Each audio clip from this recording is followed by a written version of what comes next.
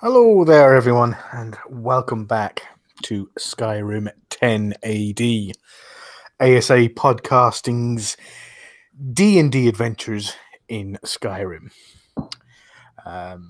It has been 10 years since Alduin, the World Eater, was defeated at the hands of the Dragonborn. But it is not his tale we are here to tell. Join us as new travelers take up the challenge of conquering the frozen north. And this week we shall have our intrepid adventurers introduce themselves in order of beard length. A very, very important statistic in this land of Skyrim. Ray, how many knuckles? Yeah, no. I don't know. That's a tough one. That's close. Yeah. We'll let Colin be the judge. I like the funky split in two thing Ray's got going there, so I'm going to go with Ray. Not unless Botty's got anything that she's hiding back there. I've trimmed up recently. Sorry, guys. All right. Well, Jaquai Chang Kane is a Khajiit monk. He is traveling to Skyrim to search for his brother, and ran into a couple of other travelers and joined the band. And they have been adventuring around Skyrim. And now they're on their way towards Whiterun to see if they can find any information about his brother. Okay, excellent. And next we have Young Mouse. Yes, this is Victor. I am playing Septimus Vulpin, a.k.a. Mouse, who is a young-ish 24-year-old Imperial who grew up in Skyrim, has a somewhat tragic past, orphaned twice, the second time at the age of 14, and pretty much lived on his own on the streets and at the hands of others until not too long ago when he decided to venture out and become a guide for travelers coming into Skyrim. That's when he met the rest of the crew here near south of Falkreath, and well, after they came to Falkreath anyway. And he's been guiding them ever since, sometimes competently and other times not so much. Awesome. And next we have it's probably going to be a judgment call from Botty to say who's in the lead there. I'm maybe just slightly bushier than Luke at this point. Body's beard, nice and not quite as nice as Mouse. Body is a elf obsessed with the Dragonborn. She is a history collector and a story creator. Very young, maybe a little hot under the collar, a little bit reactive instead of thinking sometimes. Jumps to conclusions, into action, might get her into trouble. Her mouth also might not help with scenarios sometimes.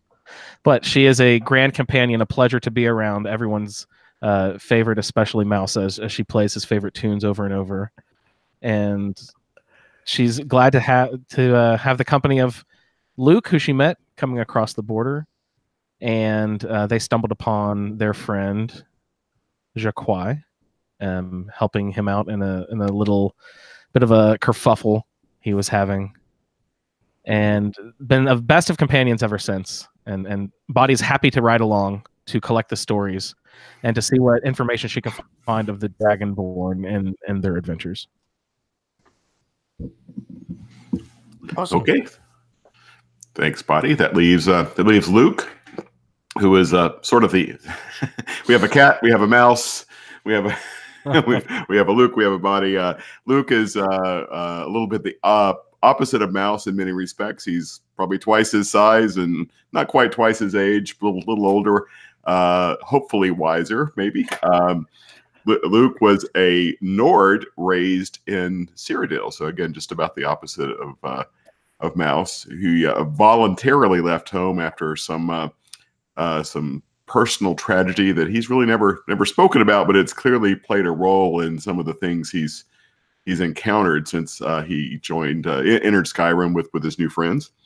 If not sure if we would have taken up with Mouse if it had not been a strong hint from Luke's deity Kinnerath to take on a guide. And since Mouse was the first person offering guide services when we showed up in Skyrim, we thought, well, it seemed like a good idea at the time. So and the rest is, as they say, history, as we've had the past 30 or so episodes. So look forward to seeing what kind of trouble we can get into tonight.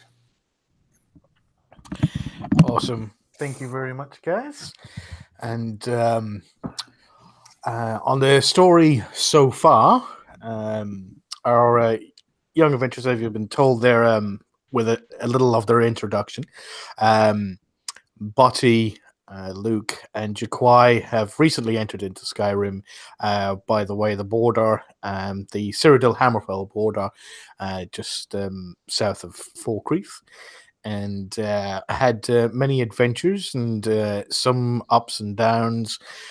Seemed to gain some friends, and had a fight with a couple of things. Most notably, a couple of Draugr and a rather nasty alchemist.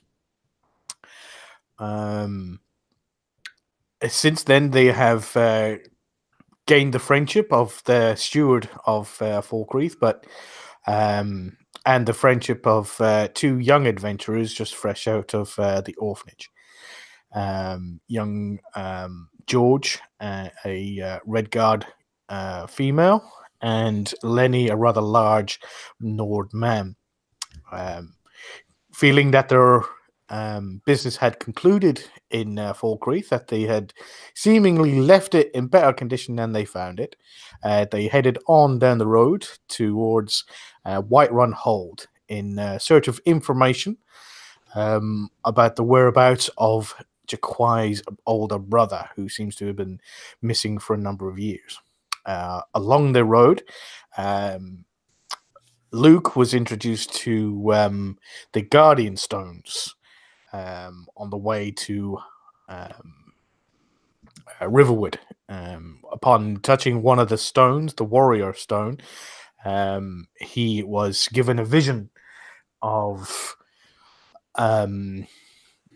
his recent past and what possible future may lie ahead of him if he chooses to continue and the struggles. He met up with somebody else from his past and managed to free him of a certain circumstance that wasn't too optimal for somebody in the afterlife. With this new information, very quietly, Luke soldiered on and marched along behind the rest of the party, but in very silent contemplation, thinking about what seemingly is lying ahead. Once reaching Riverwood, they came across a rather strange individual who seemed to have prior knowledge of the party.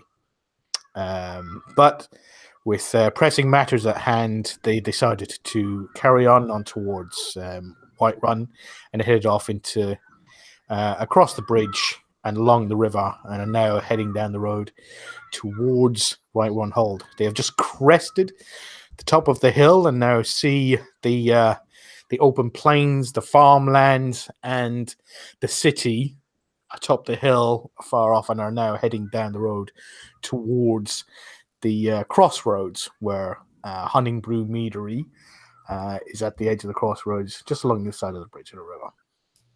So, welcome, guys. welcome to the party. Is there anything you would like to accomplish on your jaunty walk as you're crossing the bridge and heading down to the river to your right? You have, if you look to your right and up, you have the throat of the world. You have High Hrothgar at the top of the mountain there. It's Kind's sacred mountain as you're walking along. It'll probably take you a few days to get there, but you're just crossing the bridge now and you're looking down and you see the crosswords and you see Honningbrew Meadery as you're walking down.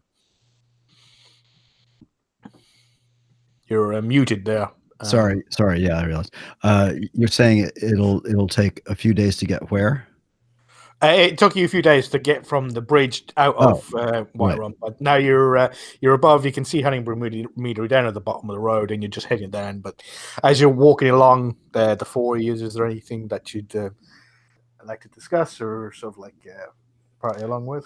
Well, how far are we from Whiterun now, in terms of hours or days?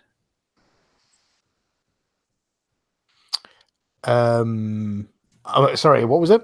How far are we in time from Whiterun? From Whiterun, you're probably about like a 15-20 minute walk to the I've forgotten the name of it now. To the Honningbrew Meadery, and then it's probably an hour or two walk from there to the city. Okay.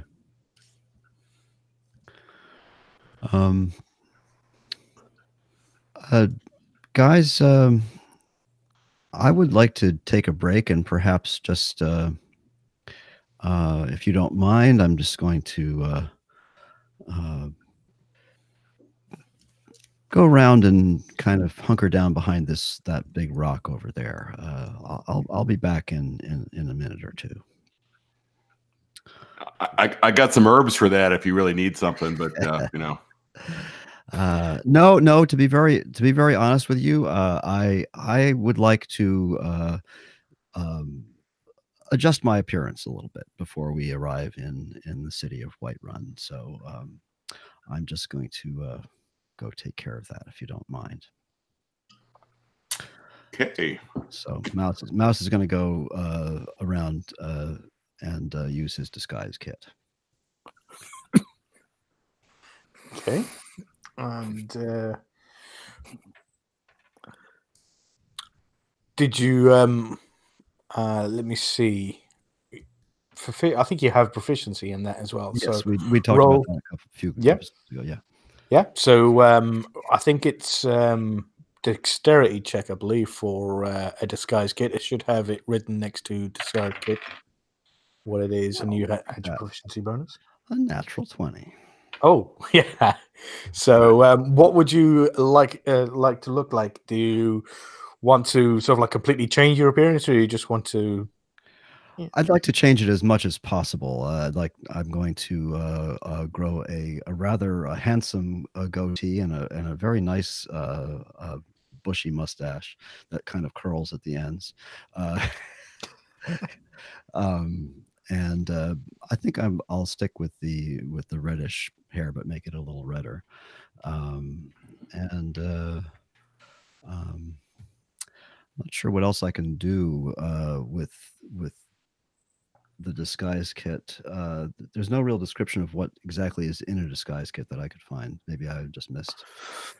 No, it's just proficiency. If you're it's just so nobody doesn't recognize you as you. But you can sort of like alter your clothing, but obviously if you're going to alter your clothing, that means you're taking your armor off. No, I don't want to do that. I thought about an eye patch, but I don't think that just sets. Yeah, that kind of makes you stand out even more. Yeah, it makes you stand out. So I just like to alter my facial features a little bit. Perhaps I can change the shape of my nose slightly, and that would. I could help you with that.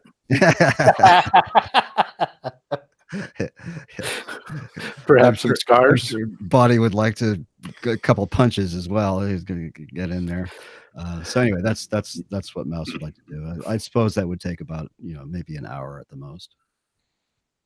Are you familiar with the phrase El Kabong? No, actually.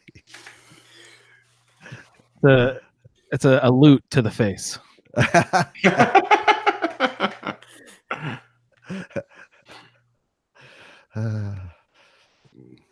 Invented by Pete Townsend, perhaps.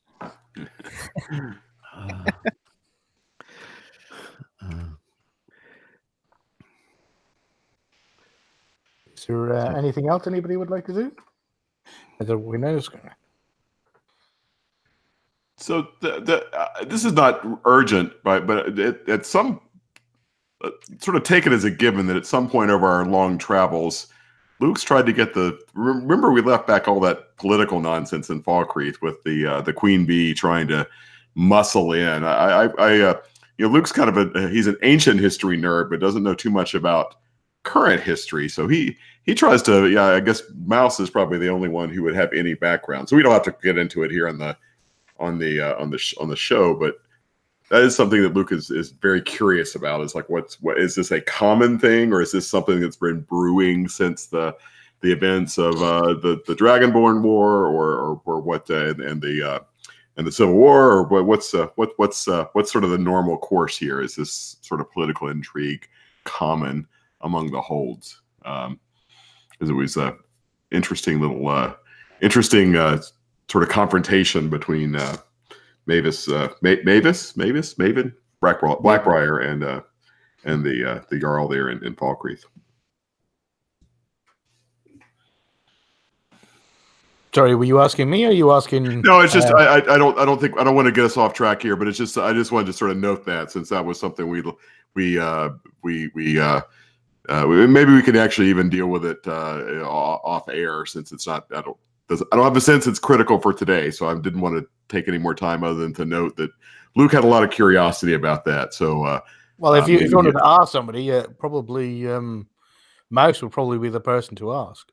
Yeah. So we'll Colin, maybe off mic, we can maybe just do a little quick email or messaging or something, just so we can figure out what Mouse knows, and Luke is very curious about that. But I don't think it's germane to what we're trying to do here in Whiterun today. So.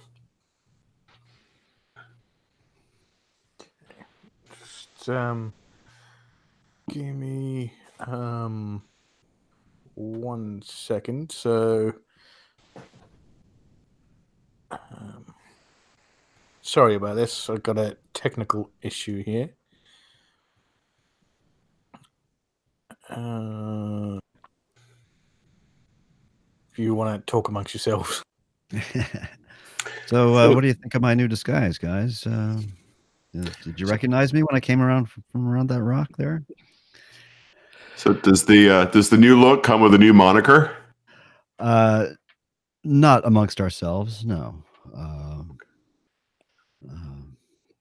You can refer to me as Mouse. Okay. I just let's just say that I'd prefer to be as anonymous as possible when we enter Whiterun. I do know my way around the city. I do know some secret passages if we want to get places quickly. So just ask me, and I will show you the way. Very Is there nice. something we need to know? At this point, is there something you need to know about Whiterun? Or why you need to be hush-hush about it? I think we can leave that to just a finger to the side of the nose. Then Whiterun in general? It's a big city. I think you'll enjoy it, especially you, Buddy. I think you'll find that big building you can see at the top of the hill there. I think you'll find that most interesting.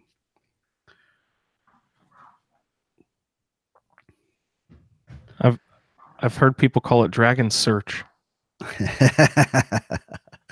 Yeah, there's a certain cart driver that keeps calling it that. I've encountered him once or twice, but it's Dragon's Reach. It has an interesting history. I've heard the Dragonborn has his thumbprint on there.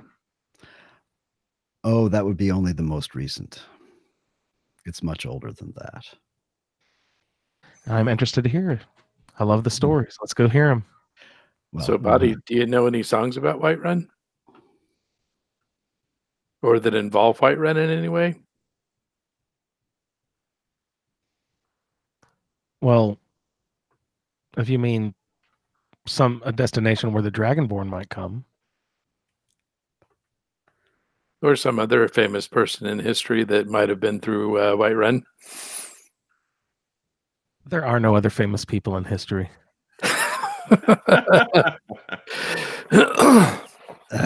God almighty. Okay. So Mouse finally convinced you to stop singing about Ragnar. That's just because he loves the Dragonborn comes so much that it's his only request recently. Mouse kicks a rock violently. Okay, I'll play Ragnar over and over.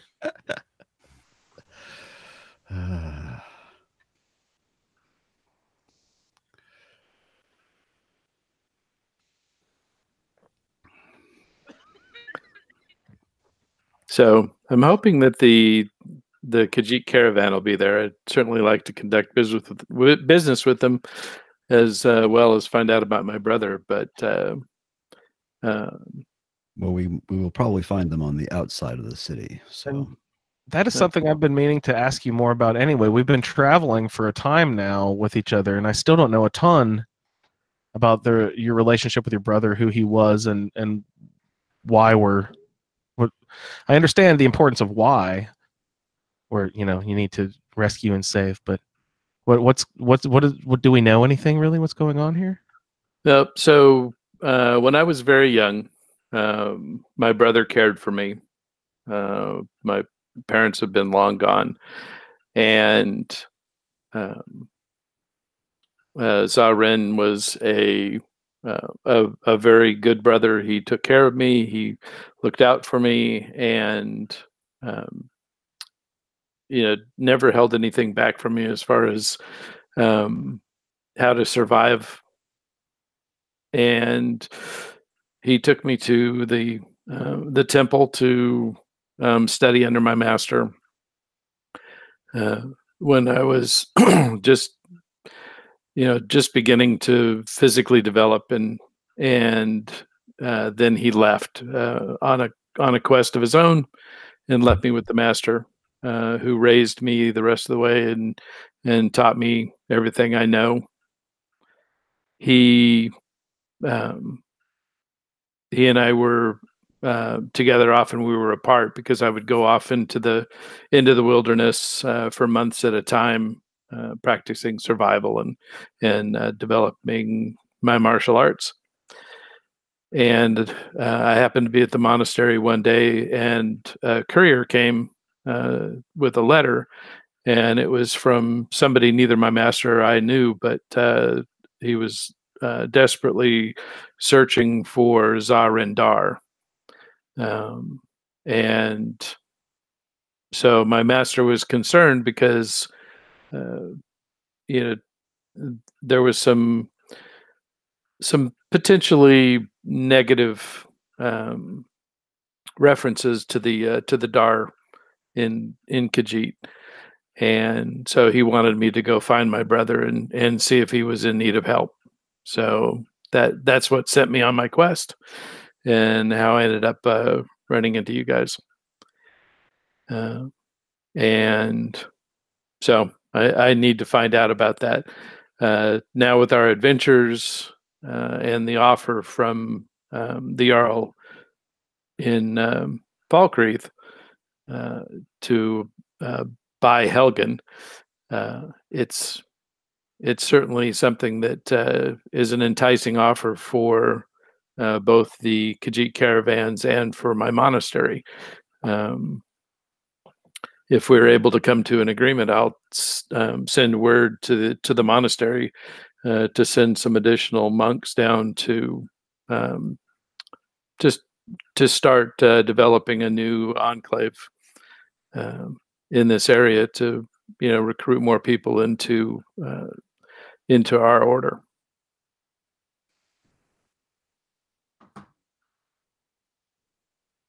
you mentioned your monastery numerous times. Forgive me, I know not a lot about the Khajiit and their ways. Is there?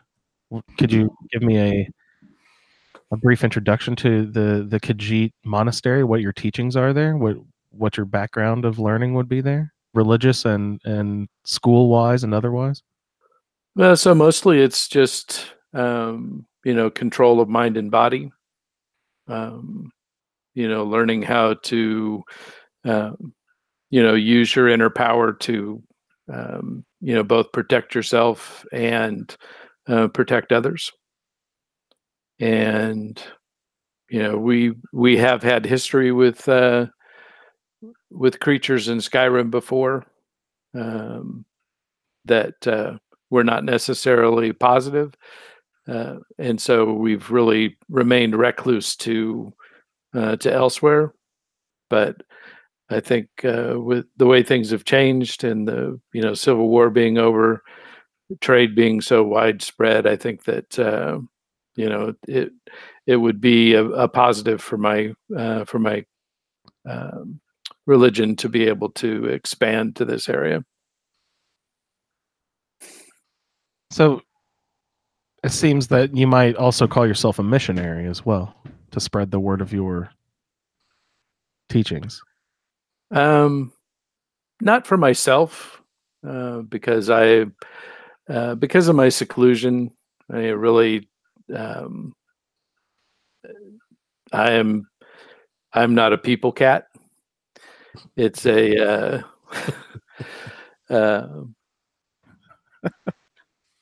I'm more focused on perfecting my my control and my power. Yeah, I thought it was weird. The first couple of days I met you, you kept sleeping up in the rafters of the hotel over there. Well, there's less of a smell up there.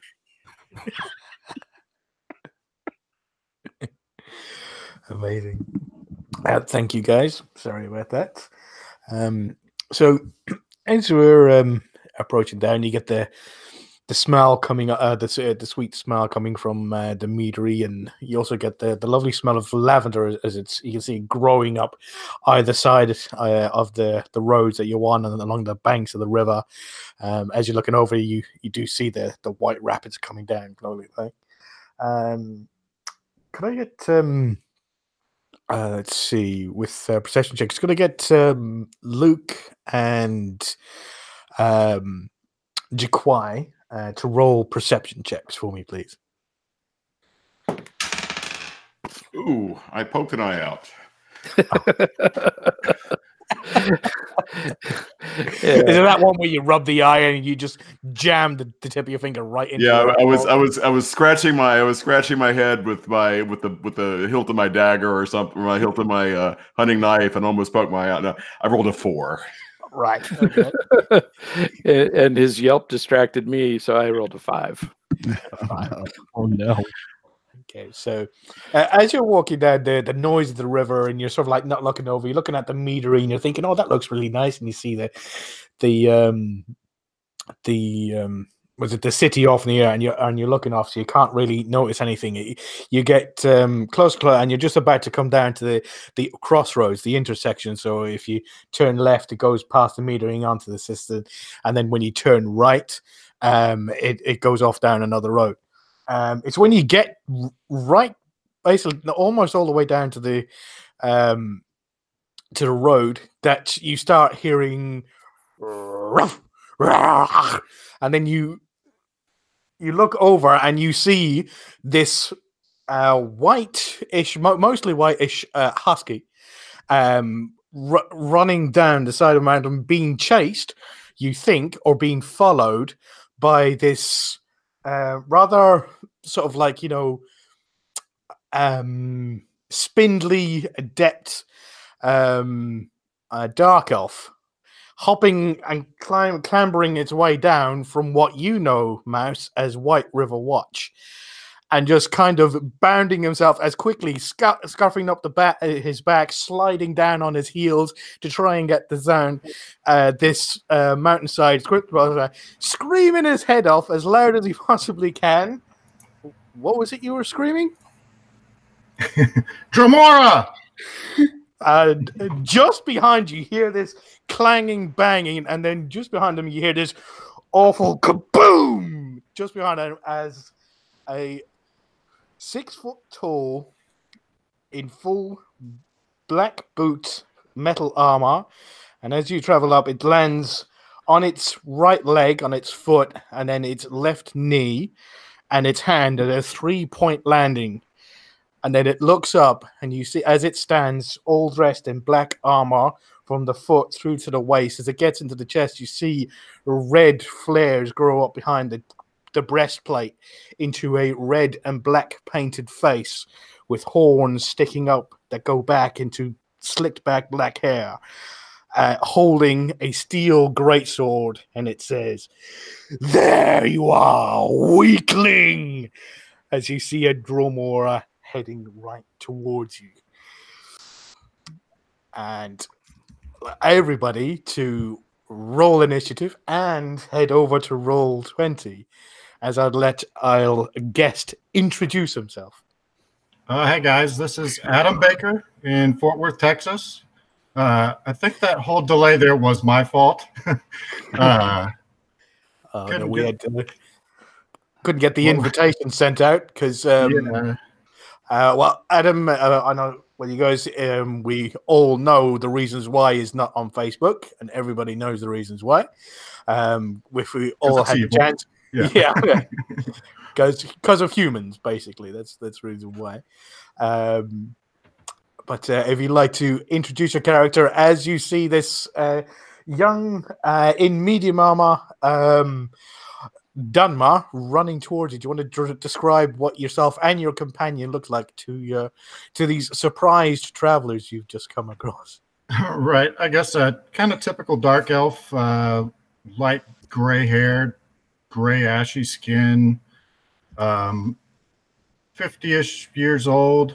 I don't know if they would notice what my armor was right now, but they just see me running my ass off, and I do have a husky with me. Part of that reason why we're bringing the husky into this is because I have one here next to me, so if he does make any noise, it'll kind of be just like Skyrim with an endless barking dog. But yeah, I did take him on a 2-hour walk today, so hopefully he's asleep right now. Hopefully it'll stay like that. We can get Victor's Hush Doggy mod. Yeah, that mod. Yeah. I'd just like to welcome Adam. He's been a great supporter of ASA podcasting from the start, and Thanks, guys. And a great supporter of Victor on his channel, and which I saw today has over 100 subscribers. Congratulations, Victor. Thanks. Yeah, finally. Yeah. So I've highlighted them. So that's what you see coming running across the bridge on your way. So guys, I would like you all to roll initiative, please. If I could get your initiative order. 18 for Luke. 20. Ooh, nice. 16. 6. Give me 1 second. So we have. So Botty, was that a natural 20 or the 20? 17 natural. Okay, so you were up to 20, so it was Botty. And then it was Luke with 18. Jaquai is 14. With 14. What was your initiative? Sorry, I don't know your character's name, Adam. Yes. Oh, you haven't. You don't have to introduce yourself. You can wait until introductions. Yeah, that makes more sense. We're in trouble, aren't we? Yeah. Seems that way. So Dunmar, Cross. So what was your initiative? 16. 16. So 16, and you're also 16, wasn't you? You were 14, weren't you, Jaquai? Yeah. Okay, so it's the Dunmer. And Quay and us.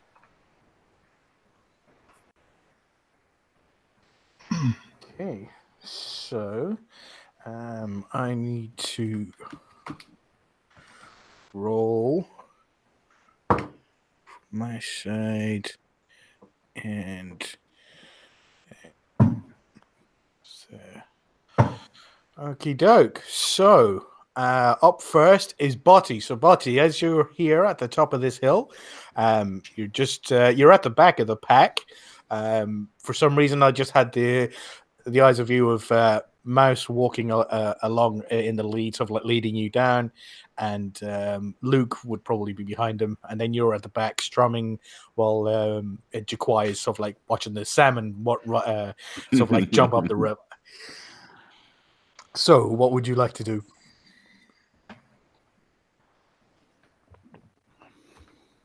And I've seen him. I'm aware of this giant boom and the black you're charging at us.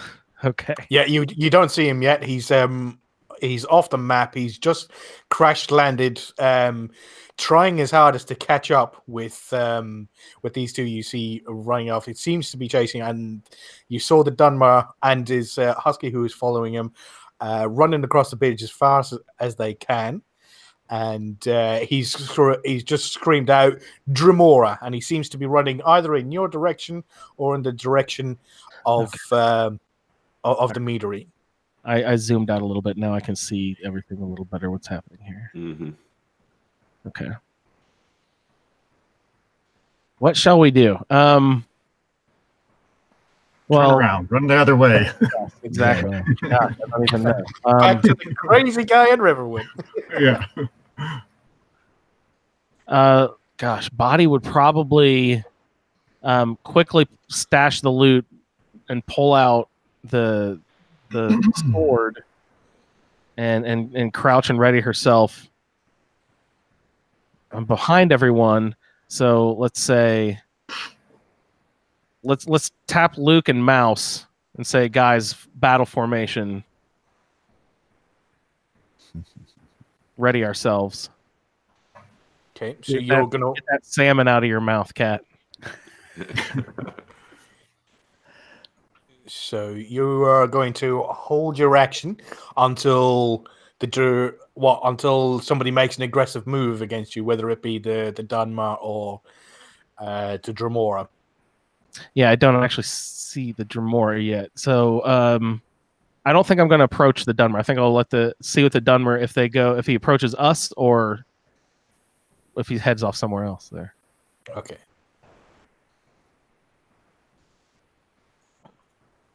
Okay, so next up was Luke. Luke, what would you like to do? Okay, so Luke, as his ever-protective mother hen self, is going to let's see. Let me see if I can grab my guy here. Let's see. Do I want? No, wait. Yeah, I think that's what I think. I want the arrow. Well, how do I do this every time in Roll20. I need to. Yeah, that's weird. So you're the blue one, I think. Yeah. Oh, okay. Yeah. No, you're right. Thank you. Yeah, I was. All right. So there you go. Got it. So 5, 10, 15, 20, 25, 30. I don't want to get too far ahead of the group. I could move 60 because I'm not going to fight, but I'll just move 30. Okay. And 30 and definitely have the shield. And what am I using? I'm using the Warhammer these days, I think. So shield out, Warhammer out, and just trying to get in front of the party and see what's going to transpire here with this new little development. Okay, so next we have, and you haven't used your action to double sprint. So are you holding your action in case somebody tries to attack you? Yeah. At this point, not readying a spell or anything at this point. Okay, no worries. So Dunma, You should have control of the two characters on the bridge. I've highlighted them. Can you see them? Yes, I see them. Yep. So you've got control of both of those. So what would you like to do? You should just be able to grab it. I'm going to come across the bridge to up there. The husky following. And call to the group I see over here for help. Okay. So yeah, you can say what you like, or sort of like if you want to put anything like rub any funk on it, it's sort of like as to reasons why they'd want to help you, or sort of like anything. Call to them and said the Dawn Guard needs your help. The Dremora is after me. Okay. And that's your action. Did you want to do an attack, or did you want to? Because you've got if you wanted to attack, you could attack, or you could cast a spell, or you could use your action to run another 30 feet, so you could get up closer to the group, or you could ready an attack. So if he gets too close, you could. How far is the Dremora behind me? Let's see, 5, 10, 15, 20, 25, 30. He's probably about 60 to 70 feet away from you. Okay. Yeah, I do want to. Can I use my bonus action first? Yeah, you can use your bonus action. To cast Hunter's Mark on him. Yeah, go for it. Just roll a d20. And Hunter's Mark. I think it just takes, doesn't it? That's kind of what I thought. Yeah, I think it's Hunter's Mark. Does he have a saving throw or anything? Hunter's Mark, 1 bonus action, 90 feet. You choose a creature you can see and mystically mark it as your quarry until the spell ends. You have an advantage on Wisdom says. Yeah, so that just happens. So you don't have to roll anything. It just you've planted it on him, and he is now marked. So you can choose a creature until the spell ends, and it lasts up to 1 hour. It's concentration, right. And you deal 1 extra 6, and you can track it for the time it's under. So if it disappears from your sight, you'll know exactly where it is for the next hour. Right. Okay. And I still have an action I can fire from there? Yes, you can. Okay. I'm going to attack with my longbow. Okay, go for it. 20. Roll the natural 20, yeah? I did. Go for it. So add damage. So that will be, you'd roll the dice twice. So whatever it dies, so I believe it's a 1d10. So roll that twice. It's a d8. Oh, it's a d8. Okay. Sure, yeah. Roll that twice. I get an extra. Okay. 1 and a 3. Okay, so that's 4, and now add your modifiers. So you have a +2 for archery, and then you have your dex bonus as well. Yeah, so 9. Total of 9 damage. And then I get an extra d6 for the Hunter's Mark. Yep, and roll that twice as well, because all the dice for a crit is doubled. 4 and 10. 10. So the first one was 9, so that's 19 total. Yes. Yes. And now I've used my 20 for the rest of. Yeah, that's not everything else. It seems well timed, though. Since I've just got this dice out recently, when we were planning this, I've been sitting here rolling it and never got a 20. That's the way that goes. Amazing. Awesome. Okay, so next up is Jaquai, and then Mouse. Oh, no, it's not. So Jaquai, you're up next. Okay, so I'm going to pull up next to Luke. Okay. And I'll hold my action from there. So if anybody gets in melee with you, you want to use your action to attack, yes? Yep. Okay, no worries. So after Jaquai, it is the knight's turn. And coming from 5, 10, 15, 20, so he's going to move his action, so that's probably 30 to there. 10, 15, 20, 25, 30, 35, 40. No, 35, so, oh wait.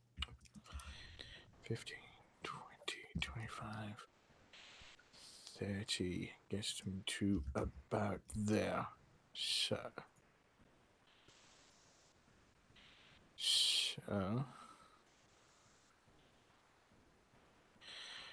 you see him sprint and use all his movement to get onto the bridge, all the way across the bridge, and then he ends his movement there, screaming bloody murder at you, Mr. Dunmar, and wanting to do some serious damage.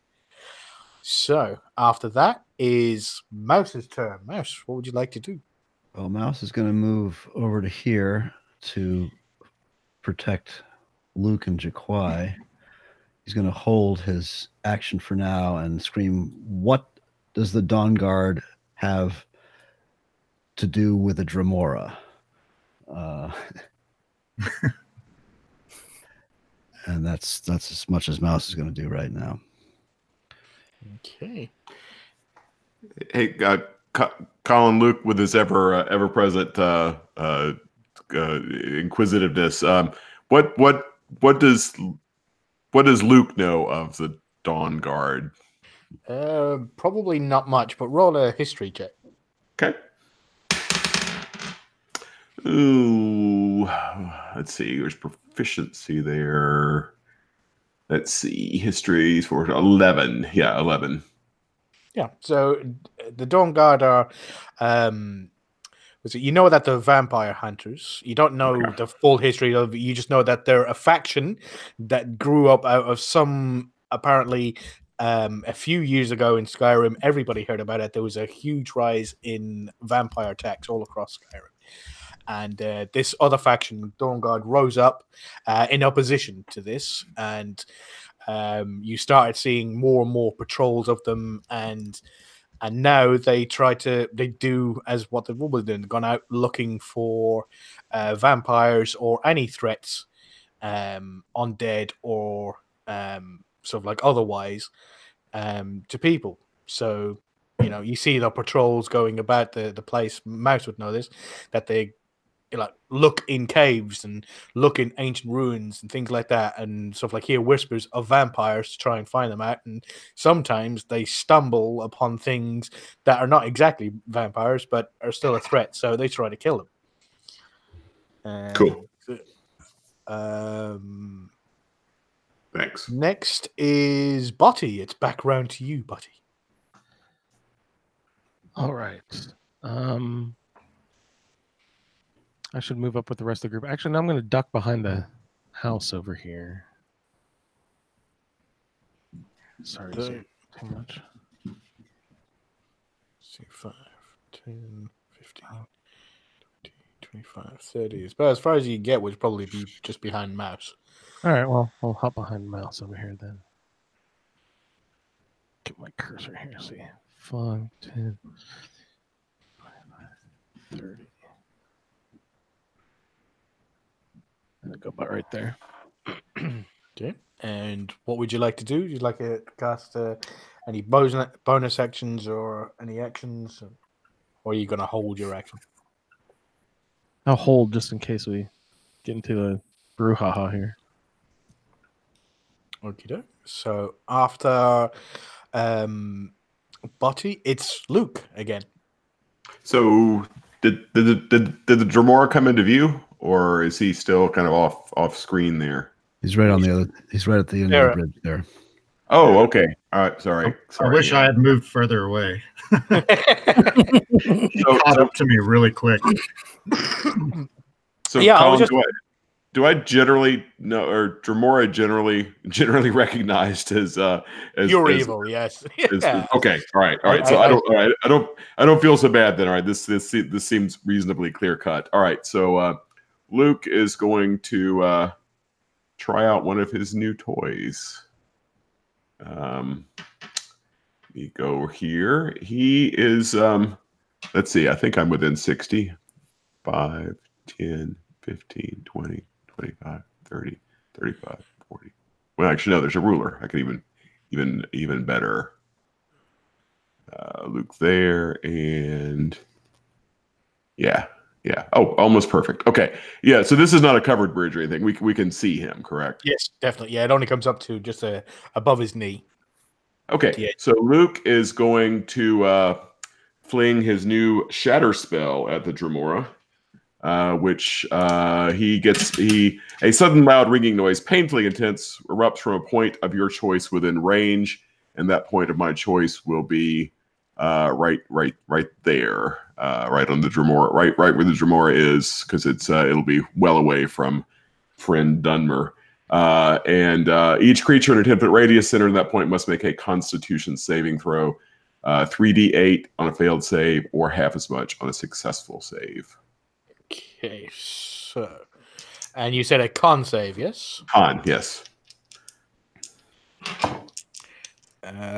So it's a 16 plus 4, so that's 20. That certainly saves. All right, so he takes then, not a very good roll. He takes 6, 9, 4, round down to only 4 points of damage. 4 times damage, okay. Let me get back to... Well, hang on, though. Do I have my... Hang on,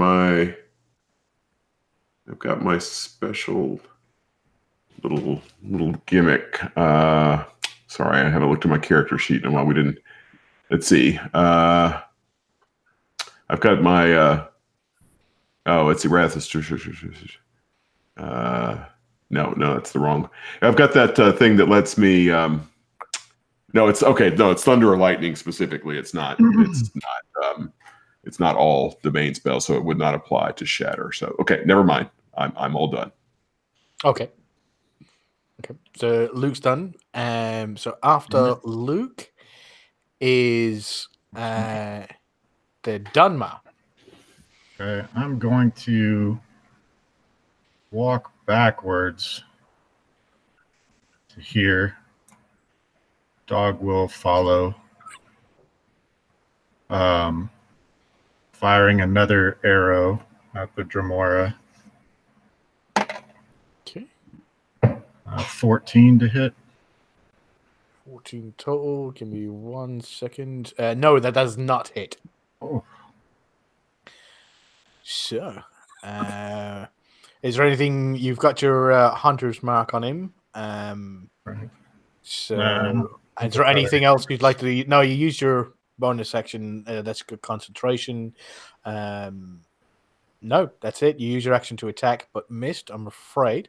So after the Dunmer is Jaquai. Jaquai?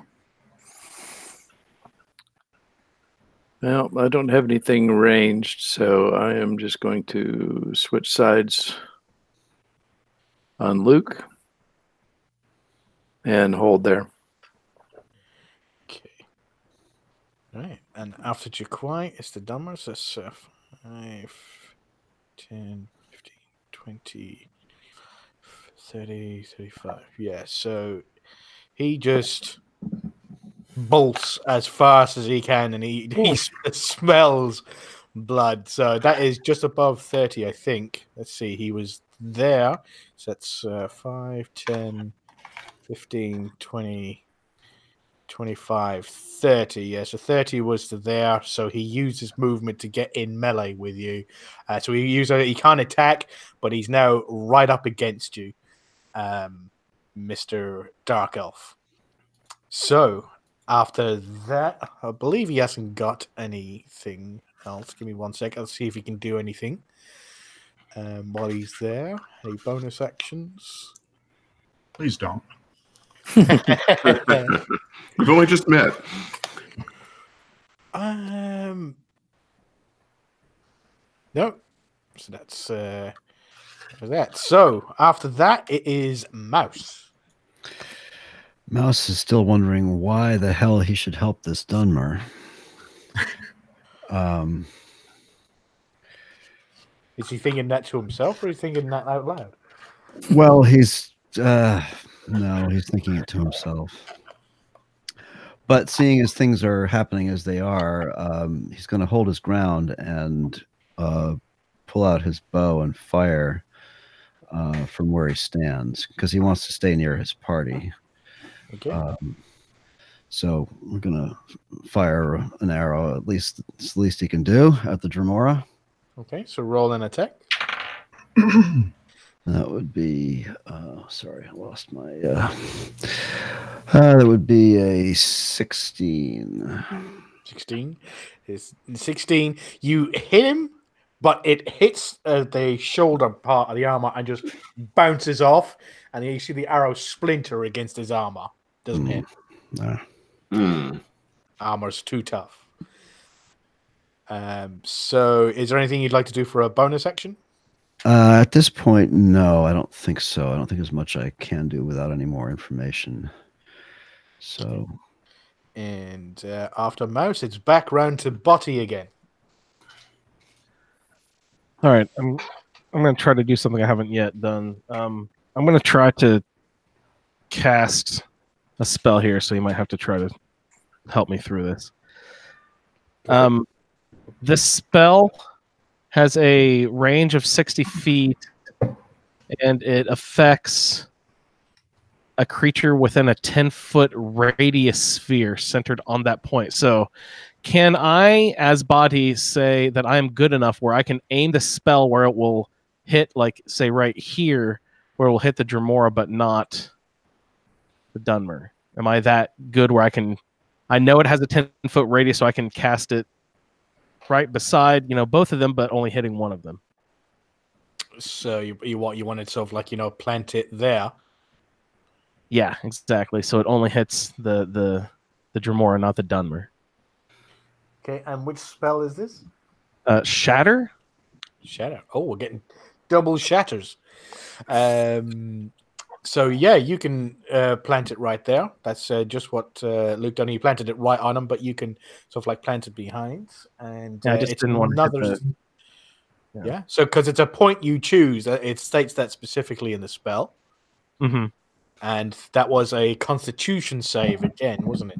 Yes. So that is not so good. That is a 6 plus 4, so that's a 10. That's a fail. Nice. So roll your damage. Was there anything extra to shatter other than the damage? Let me read real quick.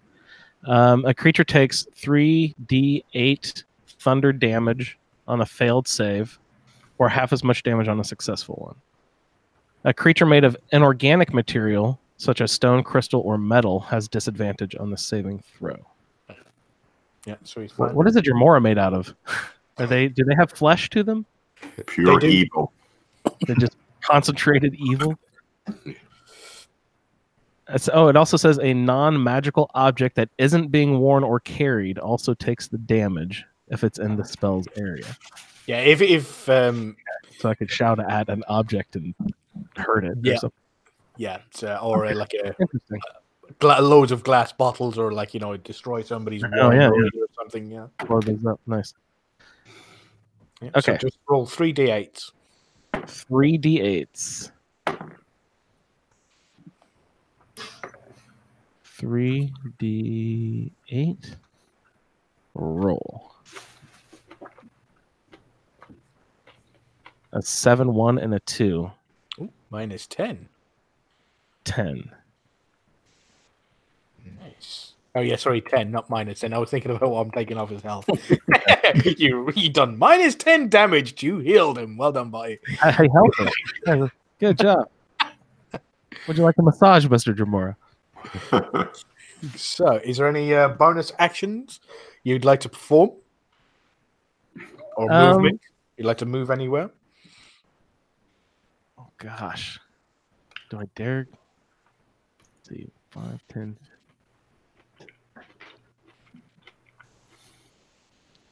I'm gonna head over this way. Okay. After Botty, it is Luke again. Okay.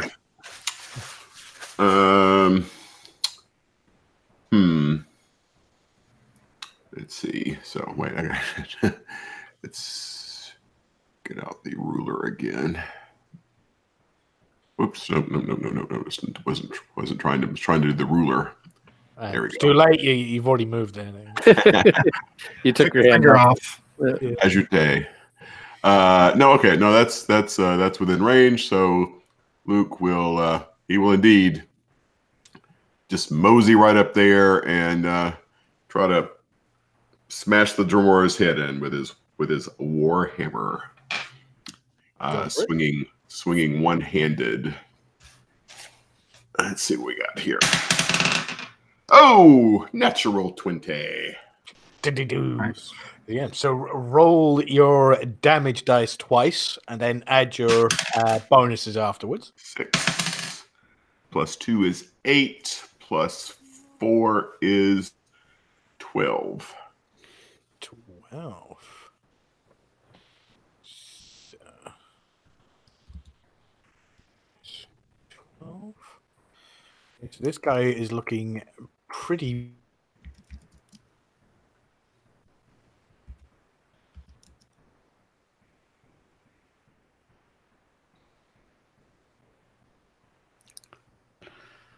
Beat up, jumping out of basically the cave and jumping all the way down the mountain to try and catch up with the Damar. It seems to have taken its toll, and he's starting to look very weary. And you see blood and things like that coming out of him and covering the outside of his armor.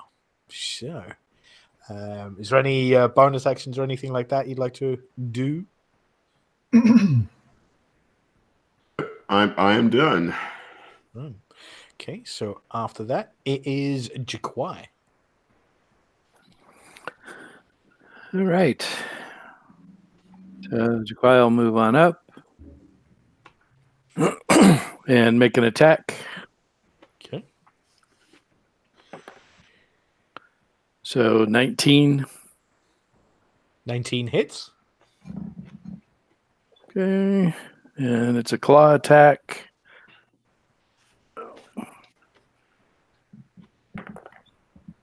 And it's a 6. Plus 4, so 10.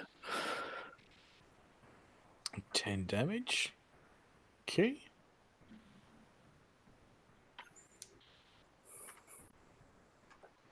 What was it? 10 damage or 10 to hit? 10 damage.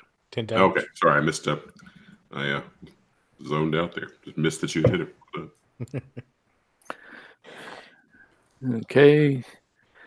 Since he didn't go down in a heap, we'll hit him one more time. Go for it. Roll for attack. So this one is 21. Yeah. As you're coming up for the second attack, you see after your last attack, you see that the blood starts to tear out because you only went to the only unarmored part of him was around his throat and his head. Everything else was just covered in this really thick, shiny black with bits of red glowing from underneath the chest plate. Everything else is all covered in this really thick ebony Daedric armor. The only part of him that was free was his throat and his head. And that's what you went for, and just managed to get with your 19 and clock it. As you're coming up for your second attack, you see the blood pouring out of his throat, and then suddenly everything starts to glow like a purple glow all around him, and he starts to disappear, and then suddenly he just vanishes into nothing.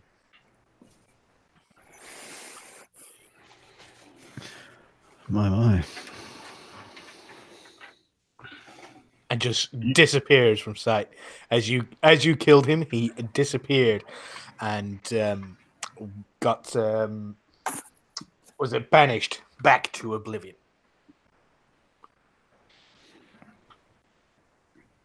But you guys really saved my bacon. The Dawn Guard thanks you. My name is Eris Andaris, and this is Flare. I gesture towards the dog. Do you either now that we've settled down a little bit? Do either of you, you or the dog, visibly injured? No. Okay. How did you scare up that Dremora, Dunmer? I was coming down the road along the river, saw some green smoke up at the top of the hill. There's a cave up there. I think it's called White River Watch or something. Yes, it is. I took a look inside. There was a lot of kind of scrawlings everywhere along the walls. Kind of at first, I thought it looked like just the ravings of a madman. As I kept investigating, I started to see some Diedrich writings. Got further into the cave, and there was obviously some kind of conjuration going on. When I heard this conjurer claim success and a bright purple flash and a voice say, "Lord Dagon thanks you." And at that point, I saw a great sword get shoved through that conjurer's back and fly upward, splitting him in two. And that's when I decided to haul ass. I've never known that cave to be anything but a home to bandits. Yeah, there weren't any dead bodies or anything like that. It kind of looked like someone had just been camping there. It was my curiosity of the green smoke I saw that got me into trouble. And I appreciate you guys helping me out. What did you say your name was again? Eris. Eris. My name is Mouse. Nice to meet you, Mouse. And I'm Luke. Nice to meet you, Luke. Jaquai. Jaquai. Nice to meet you. And thank you for those claw attacks. Buddy. Buddy, way down there. Down, Nice to meet you. Bobby. Hi. Okay, so as you meet the new Damar, you're you notice that around you that even though there was blood spilled, it doesn't seem to be any remains of the Dremora. You did notice that the weapon that he's with the great sword that he was wielding, is it Eris? Is that, are you spelling that Aeris or Eris? Eris. Eris. As you were noticing that the Dremora himself was wielding a steel greatsword, and although he was in full Daedric armor, you would notice that there's, from your research with the Dawn Guard, of sort of like, checking into things that go bump in the night. It was probably a low level. It's nothing like a Dremora Lord or a Dremora General. It was probably a Valkanaz or a Markanaz, something that's low ranking of, and you surmise that that's why the summoning went wrong, is because the person didn't know exactly what they were doing, and they summoned a low level Dremora, and then it didn't have it bound properly. So it went rogue and just wanted to kill everything it saw, and the last thing it saw, it was you at the edge of the cave.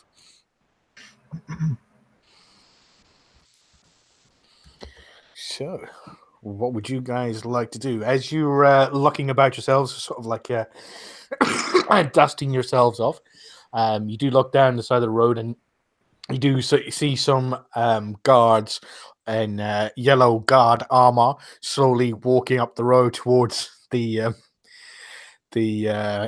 meadery.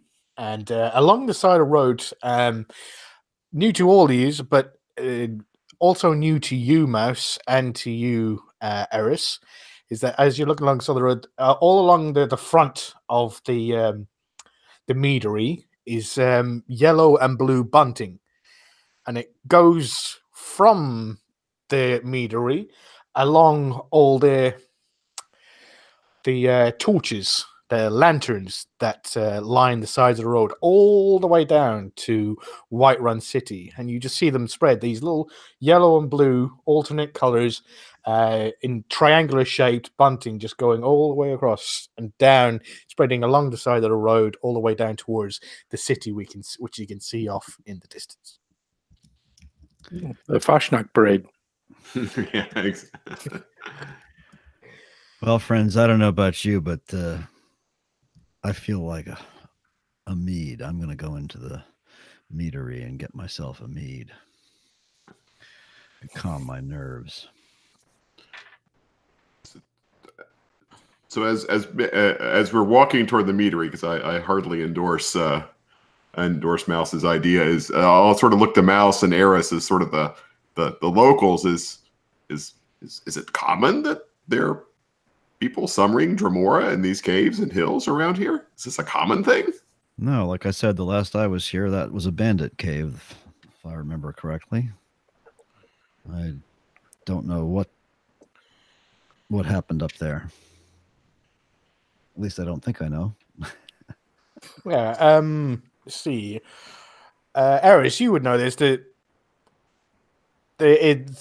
Caves are very nice haunts for not very nice things. Things like to stay in caves. The rest of the party, you guys know this as well, is that bad things like in caves, and the bad things that take over caves are not always exactly the same thing. Sometimes it's bandits who like to control sort of like, maybe a keep or a tower, but if something worse comes along, it can take it from them, and when they try and come and take it over, it sort of like can scare them away. So if the bandits have been cleared out, if it's well known that it's a bandit hideout and the guard go in there to clear it out, it's probably fair game for somebody else to go in and sort of like use the space, as it were, while it's unoccupied.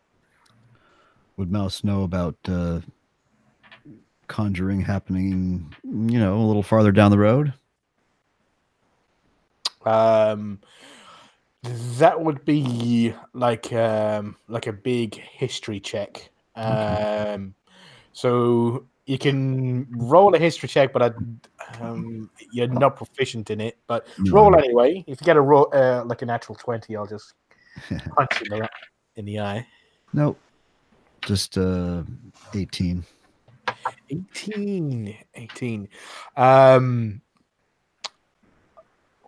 You know the surrounding areas, and you actually will know of because it's right at the top of a hill, so you will know that the I've forgotten what it's called. The stone. The ritual stone. Thank you. The ritual stone, because it stands on a hill. It's got some of those arches ruins around the outside of it. So it's something as you walk past that if you get curious, and a Mouse is a very curious guy. He wants to know most of his surroundings. Yeah.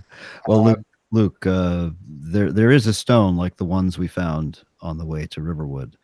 That's a little farther down the road. That seems to be a favorite place for conjurers and necromancers. I guess that's fair for me to say. Oh, okay. That's about all I know about it. Okay, so do you guys venture into the meadery? Are you following Mouse in? Oh yeah, Mouse is going. Yep. Yeah, he's not even looking back anymore. Yep. Yeah. Eris says this round's on me, guys. I appreciate it. Let's go in. That I can get behind. Thank you, Eris. I was a little unsure about you there for a minute, but the other end. So you all head inside, and inside it's pretty clean, and the smell of mead. There's lots of bottles at the back, and at the counter you see sort of like an oldish man, probably mid-50s, maybe about mid-50s, bald head with a little mustache, and he looks up to you and goes, good evening, afternoon, gentlemen and lady. What can I get you? Are you just here for deliveries or anything like that, or are you just popping in for a mead? Well, since the Dunmer's buying, I'd like a bottle of your best reserve.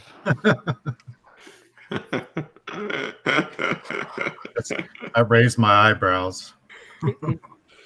Well, you think to yourself, you're glad it's not a black briar meadery, so it's a little bit cheaper in here. But he goes, "Oh, fair enough. That is going to run you like 5 silver." As he looks to the Dunmer. Very well. Okay. Is everybody else drinking the same, or are we all just getting a mead? A regular mead for me will be ample. Okay. So he brings out all the meads that you all ask him. Total with the Hunting Brew Reserve, and all the rest of them being regular. I would guess, without anybody speaking up, probably the whole thing's going to run you about 7 silver.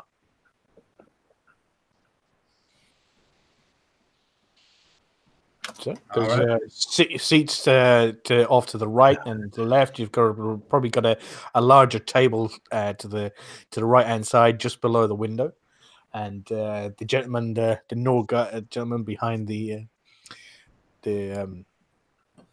counter with the bald head and the sort of like the black mustache is delivers your drinks, just goes back to the bar.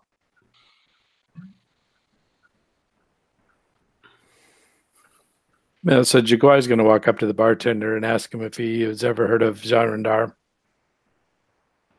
Okay. I'm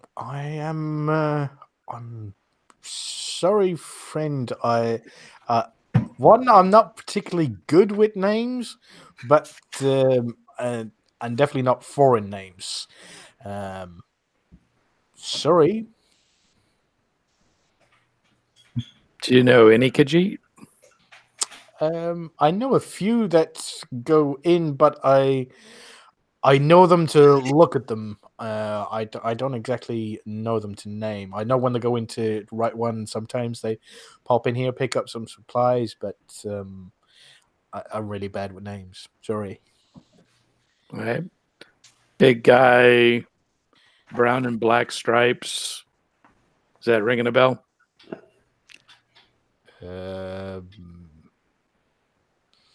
No, most of the ones that I get in here are, well, mostly they're always in armor, so I can't really see. I mean, you can see the face, but not that I remember with black and brown stripes. No.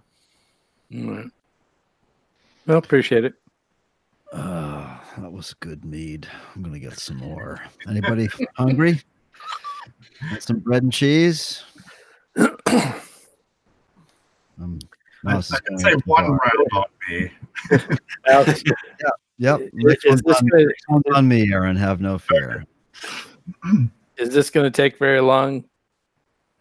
No, Jaquai. I can see the city's just right there. I'm a little hungry. Just give me a minute. I like some cheese. Are you hungry? Are you hungry because you missed with an arrow? Why? No, I'm hungry because I'm hungry. All right, fine. So I'm going to buy another round and some bread and cheese for everybody. And I kind of walk over to Jaquai and kind of speak to him that I'm curious about him looking for a Khajiit. And I mentioned that I also am, but I'm looking for a female. I'm in search for my brother. I haven't seen him in probably 20 years. But my master at the monastery sent me in search of him. I understand. So how much did that round cost me? Great DM. Probably about, if you're buying the same stuff again, another 7 silver. Plus bread and cheese. All right, so I'll go down. Here you go, everybody. So don't the Dawn Guard usually travel in patrols? What are you doing alone, Aaron? Eris. Sorry. Whatever. Yeah. Alpo, Aaron. Yeah. Mouse is not real good with names. I say, well, I'm mostly just a scout, really. My dog and I here. We don't go on huge, massive war patrols. I do mostly small jobs. Durak, my boss, basically just treats me like an errand boy most of the time. But as you can see, sometimes there's a little danger with it when you peek into the wrong cave. Yeah, I would say so. Yeah. All right. Well, I'll just sit here and sip the rest of my mead.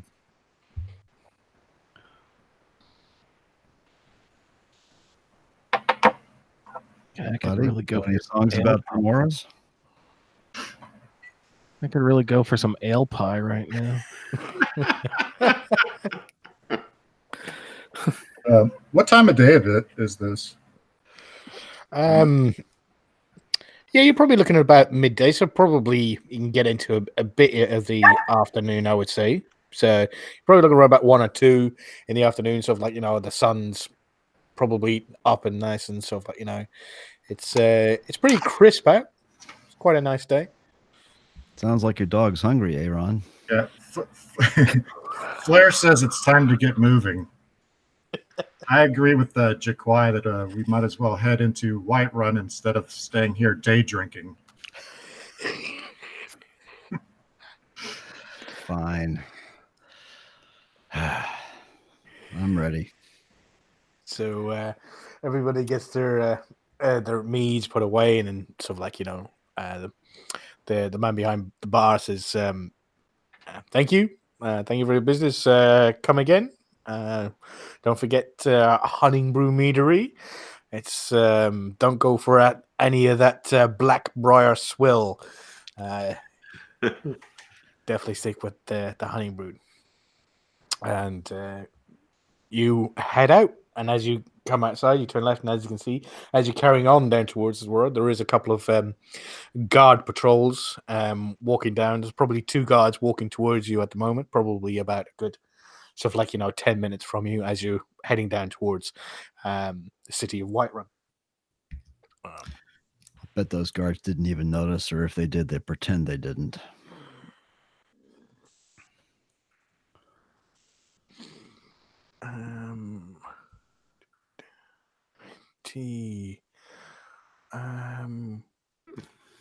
Yeah, It's so an uncharitable mouse. It was but the work of less than a minute before we dispatched the Dremora.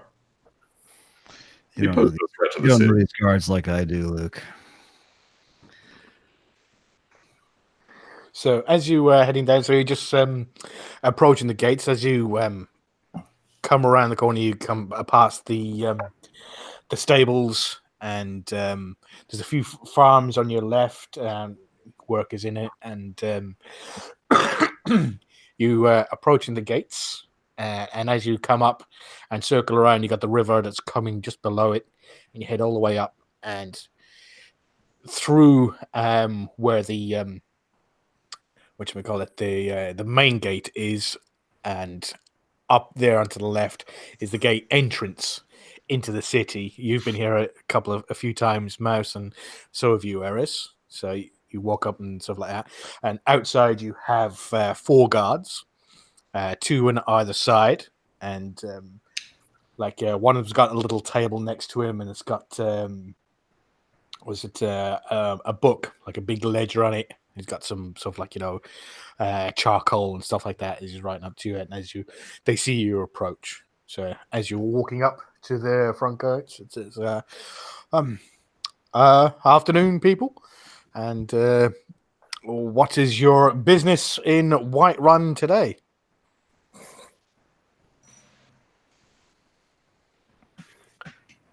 So I'll go up and ask them when's the last time the Khajiit caravan has been in town. He looks over and he goes, "Cord, do you know when the Khajiit were back last through?" He goes, "Yeah, about a week. You're probably looking about a week or a little bit more before they return. If you want to, your best bet is talking to your soldier in the merchant shop she'd know the most, sort of like, definitely the schedule, when they're coming back, who's with them, anything like that. So it's the shop in the main market square, and it's Isolde you're looking for. Isolde. Thank you. I'll go look her up. Yes.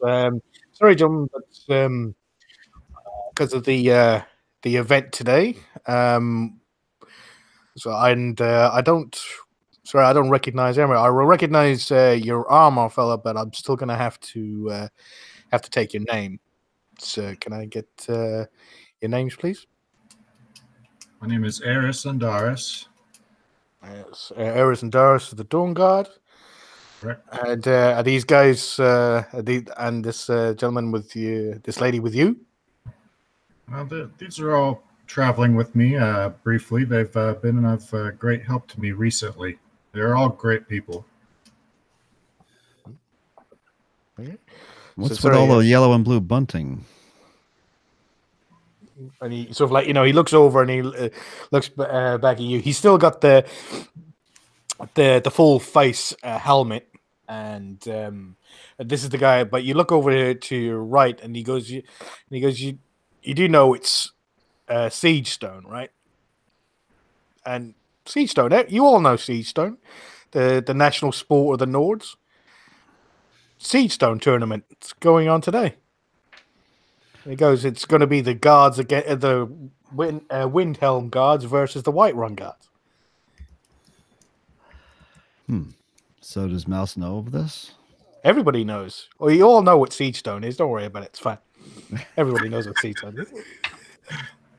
Oh, of course. Yes. Siege Stone. Yeah. So as you look to your right, you look to the guy that they called Cord for a second. You kind of double take. All the other guards, all of them have the full face, the full helmet, sort of like hiding the face so you can't see it, and they have the the yellow sort of like sash coming across, sort of like hanging off from the back, and the sword and the shield. But as Cord turns around where you see him full face on, you see that his shield is not wooden and with the yellow paint as you normally recognize.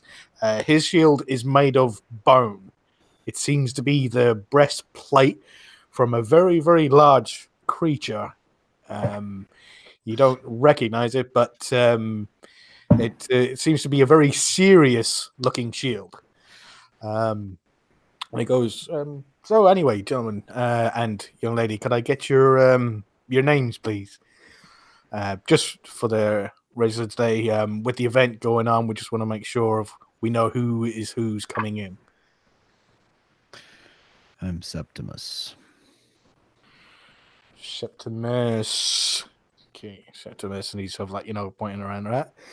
And yourself there, the priest, the acolyte? Luke, Ice Walker. Okay. Right. Loose. You guys, where are you guys coming in from? Why does it matter?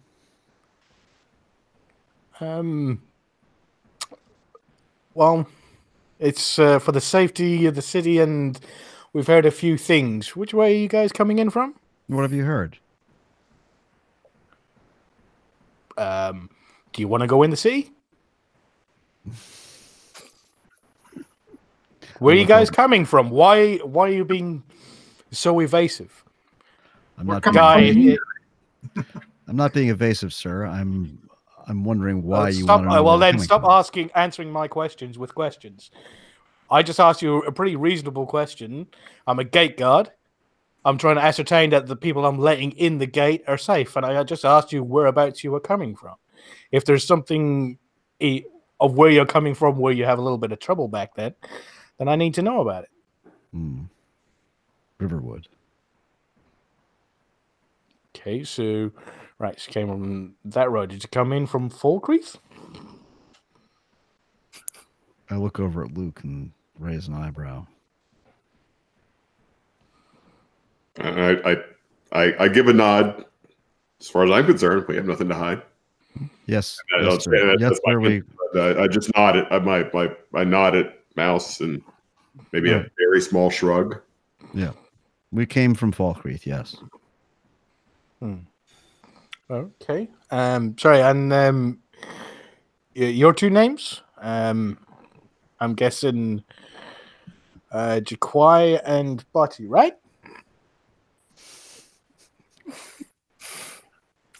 Yes, I am Jaquai. Luke's just, or Mouse is now looking at the ground and shaking his head. Oh, well, welcome to Whiterun, and hope you enjoy the festivities and enjoy your stay. And he sort of he looks at you, and this is the gate guard that's at the table, who's got the ledger and is writing in the names. Cord has been silent through this whole thing, but he's just sort of like sending his one. But the gate guard sort of like, you know, sorry. Yeah. And he turns around and he goes, "Well, I hope you enjoy your festivities." Like they, and he sort of like looks you up and down, Mouse, and he goes, "That's nice, quiet armor you've got there. Notice all the flaps and the hooks and eyes. No buckles, nothing that makes a lot of noise. It's real nice, well made armor. Where'd you get it?" None of your business. And as Mouse is about to answer, Luke does a big sort of stretch and like intentionally like rattles every part of his armor that we know is really, really loud. Just to drive home the point that we're not a stealthy party. Well, as I said, he sort of shrugs it off and says, "Can I wager on this game?" Yeah. Depends on who you speak to. You'll probably find business like that inside the in the inn. So you guys can head in. Thanks for turning up today. And the gates are open to you, and everybody heads on in through the gates. Unless you have anything to add as you go through. No, I just I will look at the guards and nod my head and thank them. Seriously. Thank you for letting us in. Have a nice day. As you step through, and as you're sort of like walking up, you turn around, Max, just to check as you're walking through. And anybody else who wants to check as well, he's not hiding it. Cord is following you up. Mm. And I think we'll end it there. Thank you very much, everybody, for joining us on at Skyrim 10 AD, episode 31, I believe. I always have to check afterwards to see if I'm actually right. But thank you very much to all my players and our special guest, Adam, for joining us. Him, Eris, and Flair for joining us. And 2 natural 20s on my Dremor, you bastards! I didn't even get to hit anybody. That was just cruel. The force was not with you. Yeah, two shatter spells. One of them a crit, and a critical strike with a longbow. Oh, thank you very much, everyone. And for those on YouTube, if anybody's watching, we'll be back in about 5 minutes after the break. Good. Thanks, everybody. Thank you. Thank you. Thank you. And welcome, Adam. Thanks. I appreciate it, man. Yeah, that's a lot warmer welcome than you got from Mouse. Yeah, I was like, why is Victor being such a dick? And I was like, oh, I remember Mouse now. Oh, what? I remember Mouse, how Mouse Yeah. Mouse is a bit of a dick. causing trouble nonstop. Well, and he's raised in Skyrim, so he's maybe, has a little bit of a thing for Dunmer. Oh, true. All right. I'll be back in a minute or two. I'm just going to grab a drink.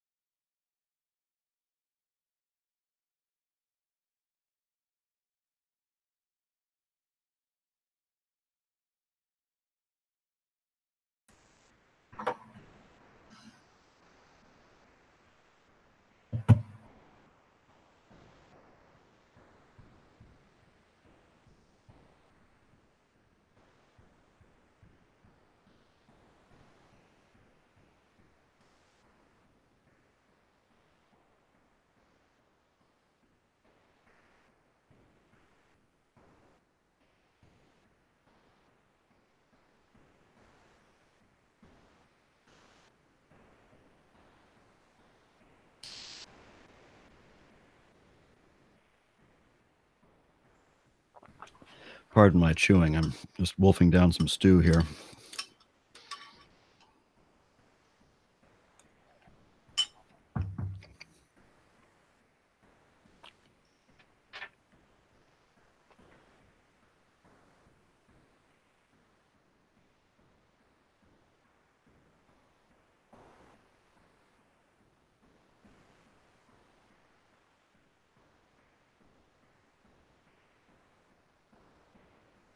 So it's awesome you could join us.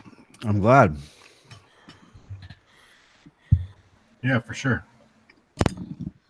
Yeah, sorry about all the technical issues, but Yeah, he Yeah. said he sent a link, and then I said, and then bam, you guys started, and so there was like no recovering, and then I'm sending him messages back like, dude, I've got nothing. And then you sent it again, and there it was. I don't know. yeah, I was. It was. I don't know what I was going through. Is because you can send it directly the link directly from the Hangout, and every time I send it from there, you weren't getting it. So I had to copy that and then go into ASA Podcasting's email address, then open up a new email, paste it in there, and then send it to you. All the while trying to bloody fucking run the game. Yeah. It's like, hey, keep talking. Yeah, because I think when we spoke last weekend, you sent it. You just sent a straight link into my email. Yeah. So I thought, well, maybe that's what he's doing. And then, I kept checking my Hangout though, and going to invites, and that was just blank. And I'm like, man, there's nothing here either. So I don't know. Just a pain. Yeah. So I was really thankful for was it Botty and Jaquai there getting into his coming from a monastery and everything like that. That was some good stuff there as well. Mhm, I really definitely. enjoyed it. I wasn't even listening because I was just like cussing. Why is this shit not working?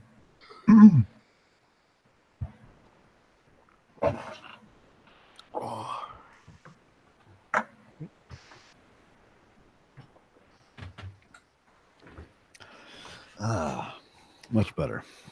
Hopefully we can. It'll go better next time. You might have another guest showing up soon. All right.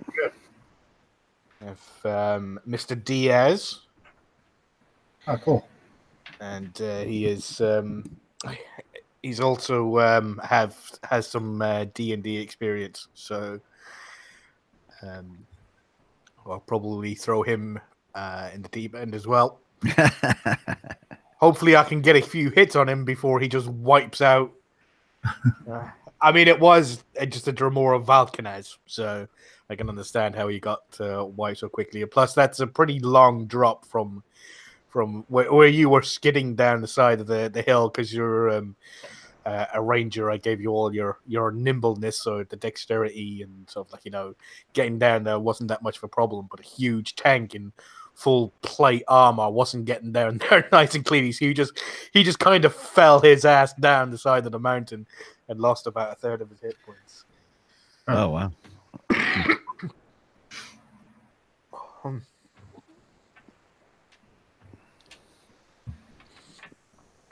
Yeah, my gaming experience has been from a long time ago. So yeah, I am really rusty, and a lot of stuff is different from. I don't even know what edition that was. Actually, my old DM from back then is in the chat. Oh, cool. Walking kind of bird. I have not been paying attention to the YouTube. Maybe I should. I really haven't either. I just did when we took a break and saw you. Kill the dark elf. Yeah, that's what he would say. Yeah, I'm trying my hardest. Don't worry.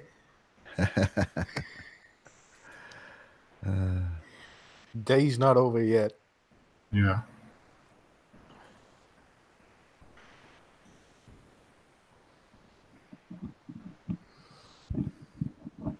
Let's see. We'll go there.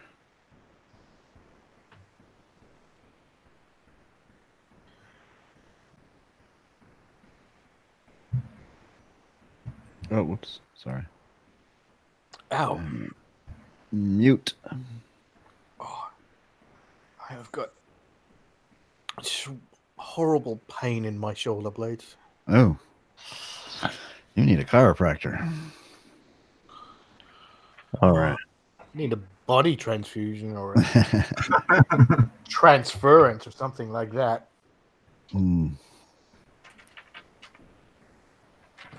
Nice, nimble 21-year-old Japanese schoolgirl. I just transfer my brain into that.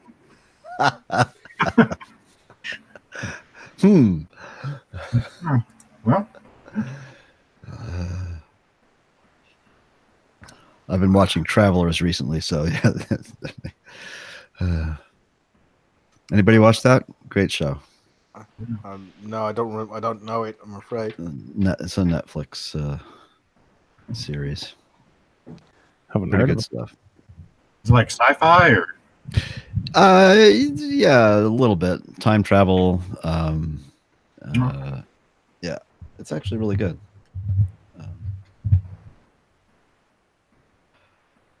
Yeah, I'm the only thing I'm kind of waiting on is was the next series of The Walking Dead. Excuse me, and the current series of Game of Thrones, but I'm avoiding that like the plague.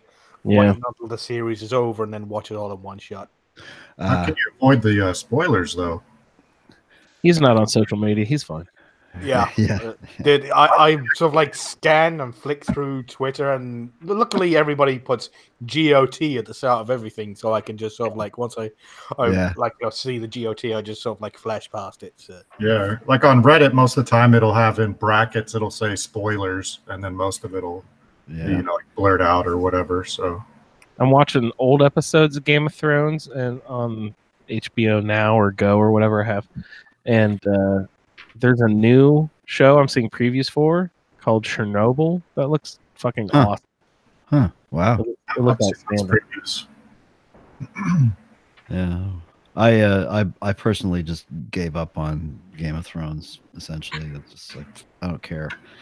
I That's read all the books. probably the wise move. I watched right up through season 6 or so, or 6.5 or whatever, and I don't know. Are they on 7 or 8? this is 8 actually. This They're is on 8.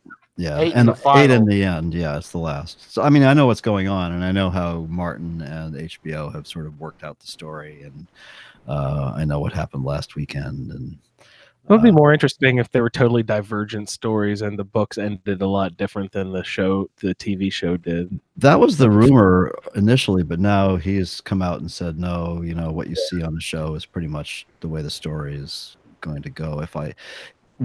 Parenthesis, if I ever publish the freaking books.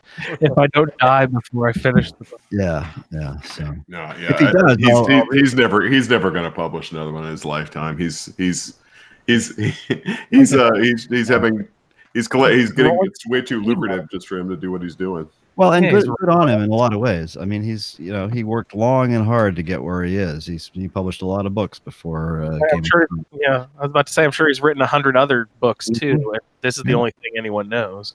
Yeah, I don't resent him. I'm the guy's 70 something. He should rest it, but I thought, yeah, I'm done worrying about it. I'll just So, but from all accounts, it's this season is awesome. Everything I've heard about what's going on. So I don't want to say anything and get spoilers. yeah, So, are we all ready to go? sure. Yep. Let Lionel lick Lily's lip first. Gross. But thank you. Okay, so.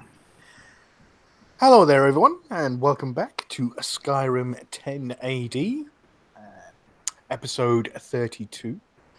You join us now with our regular party of Botti and Jaquai, Luke and Mouse, with a guest, a friend or friend in parentheses.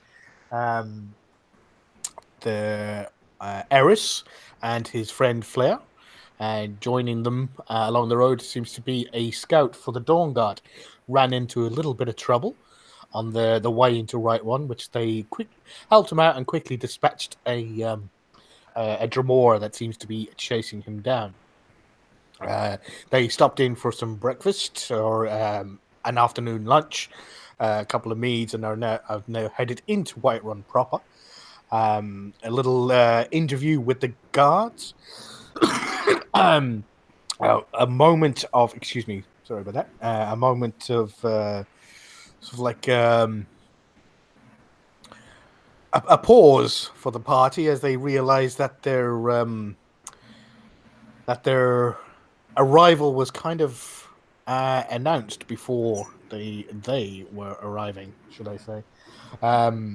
But they entered the gates and are now walking up the road to Right One. As you walk into Right One, you will notice that the guard that you see, one of the guards that you see be at the gate, is now slowly walking up behind you. You don't know what he looks like. He's in regular Whiterun guard armor, gauntlets, and full sort of like, kind of like a medium armor with the yellow sash that goes across the top of the front of the chest and across the shoulders and hands down at the back, kind of like a cape or a sort of like a cloak with the ram's head on the back of it, with a full helmet on. But his weapon seems to be a steel sword. But his shield is kind of unorthodox. It seems to be made of a solid piece of bone, maybe the breastplate from a very large creature. As you're walking up, you look to your right, and you guys will see the War Maidens, and to the right, it's a blacksmith, and you see two women outside working on the blacksmith. One of them is working on the armor bench, seems to be hammering away at a plate for what appears to be a shoulder or something like that, and the other one is over at the younger one with very short sort of like strawberry blondish hair, is at the smelter, sort of like, feeding it some more coal to get it a little hotter. And as you come up, you look to the left and you see the drunken huntsman. Seems to be something like kind of inn maybe, or some sort of meadery, or you're not exactly sure what it appears to be, whether it's supposed to be where you get food or get hunting supplies. You're not really sure. And then further down the road, you see, as you look up, that's the drunken huntsman, and you see the bannered mare, the inn all the way down at the other end as you're slowly walking up. Anything you'd like to say, talk about, or accomplish as you're walking up the central part of the... Well, I mean, Mouse knows the city relatively well, I would guess, correct? So he would know what the drunken huntsman is. Mm-hmm. Okay, all right. So I'm just going to look at the party, or Mouse is just going to say, well, guys, tell me where you want to go.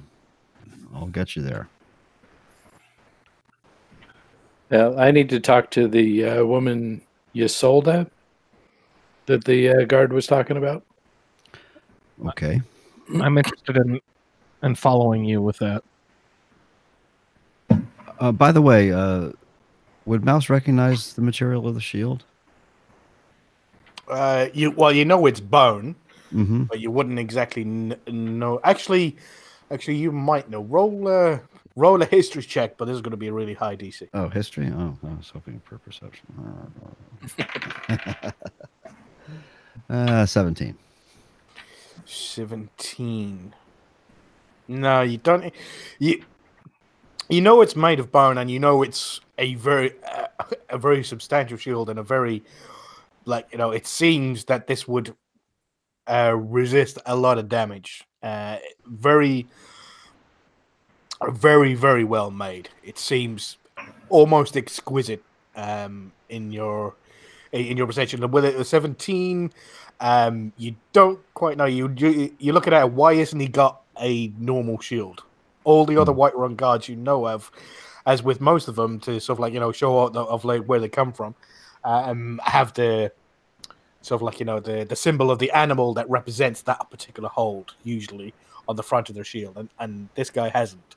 But you're not too sure why. But you're slowly walking up, and as you come out your pass, you can see the drunken huntsman you pass around. It's got a back door to it, and you venture up into the main square. Could I have let's see, Eris, Luke, and Jaquai make a perception check?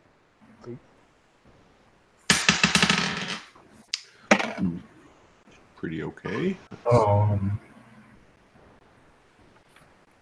21. Wow. 18 for me. 11 for Jaquai. Luke and Eris, as you're walking up, Eris, you've been to this city before. Luke is sort of like, usually he's quite recently he's been kind of in a fugue state, hasn't been fully himself, but in the new city you're sort of like, right, well, I've noticed a guy that knew our names, and you're fully there, so you're looking around yourself, making sure what's going on in this particular city. Why do they know we were coming? And as you look up to the far left, you look past the Banner Mayor, and you see some steps leading up, and you see this rather large, magnificent tree sticking out of the top, on a higher level. But that's not what catches your eye. As you look over to the right, you see what seems to be like an upside down boat on the opposite side. And then on the top of it, you and Eris both, you see this figure running across the top of the roof of this building. And then it leaps from said building to the wall, just on the opposite side. And kind of like on its tippy toes, in an unbelievable show of dexterity and nimbleness, runs as it tippy toes across the long side of the wall and leaps from the wall, hands out, and grabs hold of the edge of the roof of the Bannered Mare and pulls itself up and runs across the line. As you're looking, Eris, with your over 20, you see this mostly in cloaks and robes, and sort of like this very familiar type of outfit to you. You see these robes run across with a long tail coming out the back of it as it runs its way across. As it gets halfway across the roof of the Banner Mare, 2 arrows fly past it on the left side of this figure, forcing it to turn right.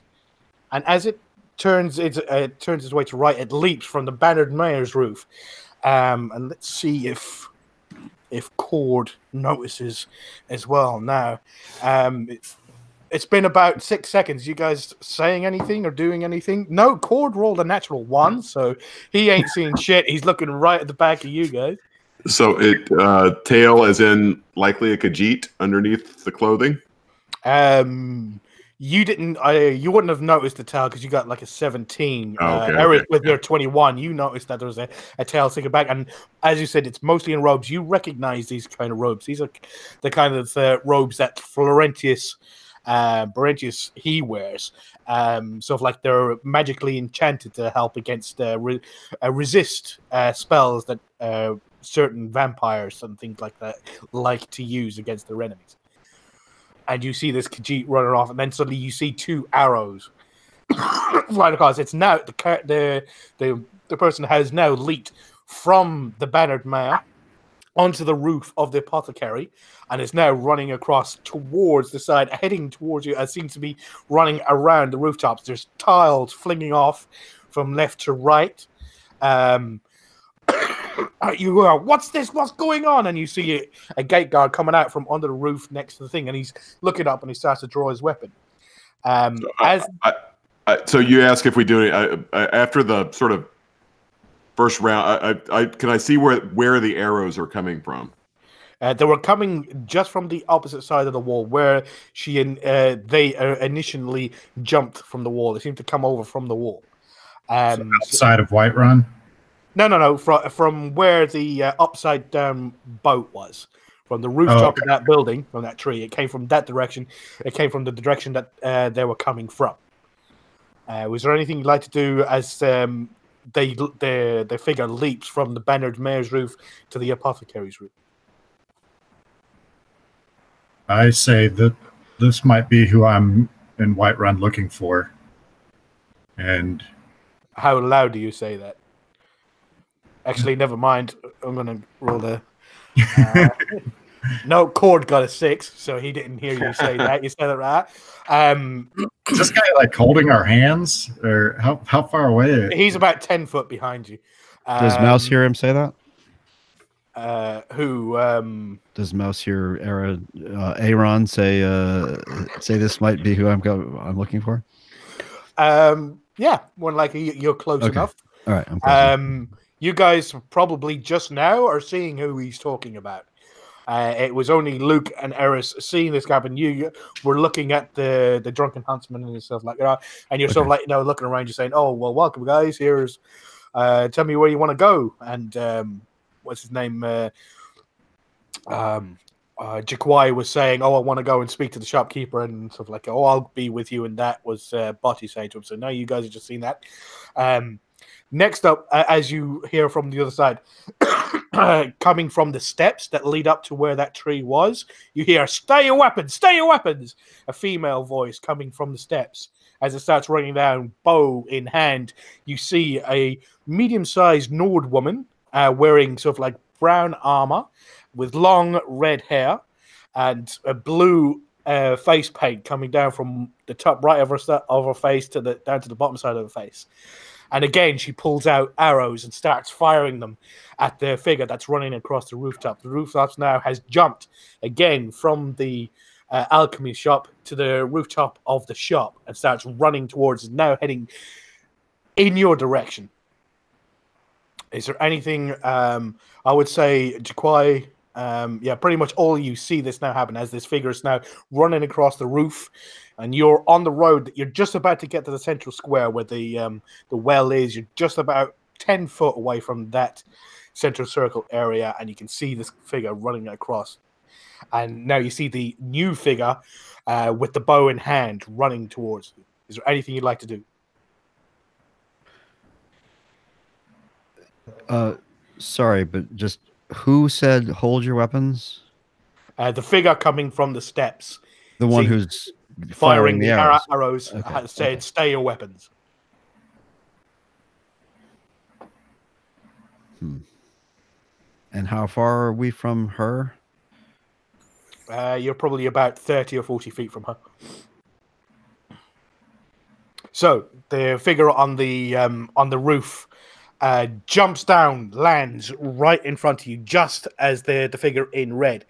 It turns around and it looks at your party, and with a hood up, and you look and you see the furred face. That's these really bright green eyes with vertical black pupils look at you. The tail sticking out of the back of the robes looks at you. It makes a perception check.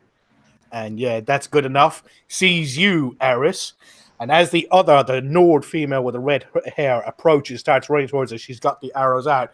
She goes, "Stop where you are!"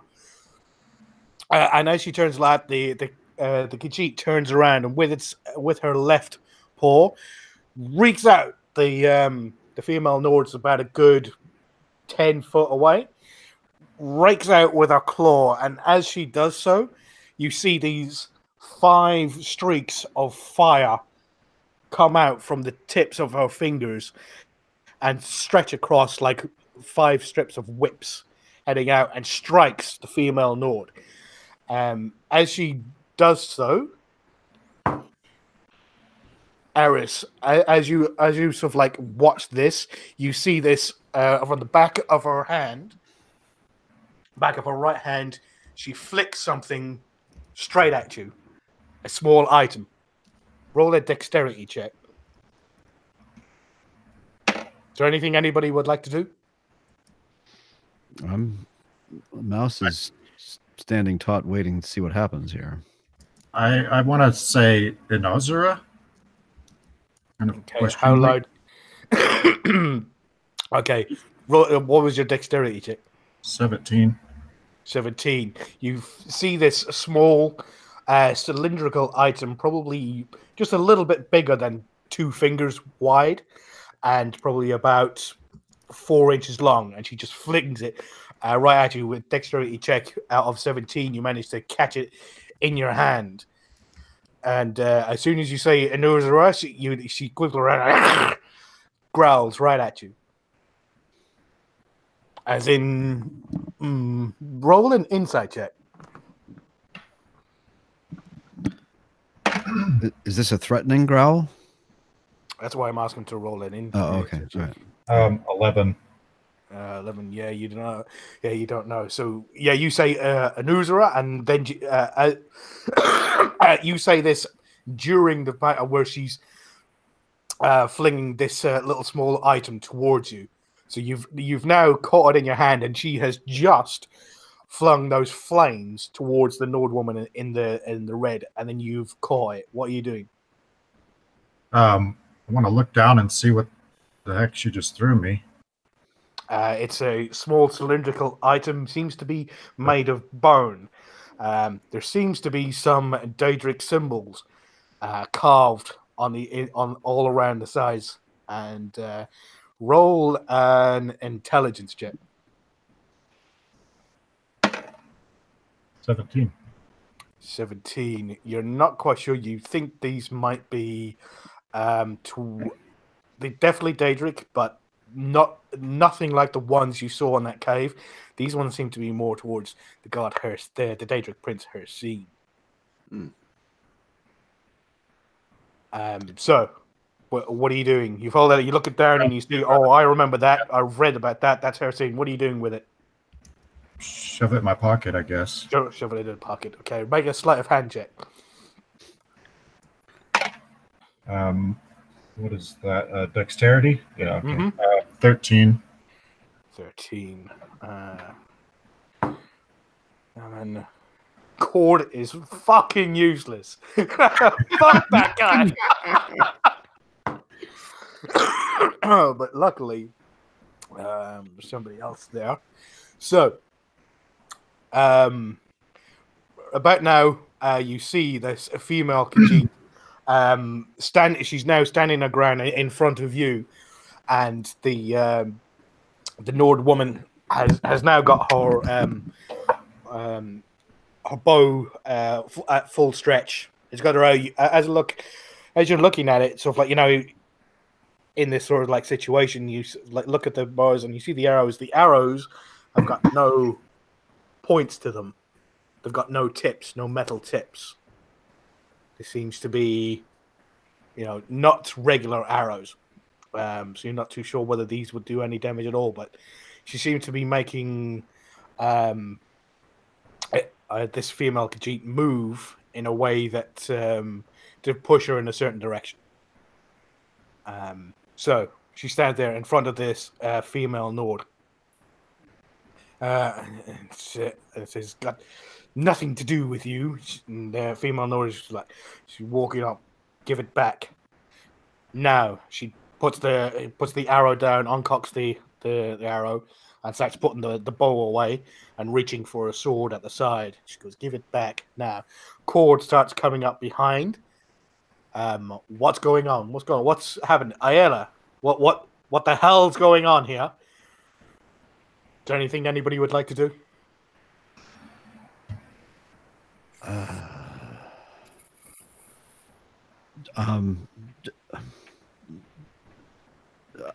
Does Mouse know Ayala?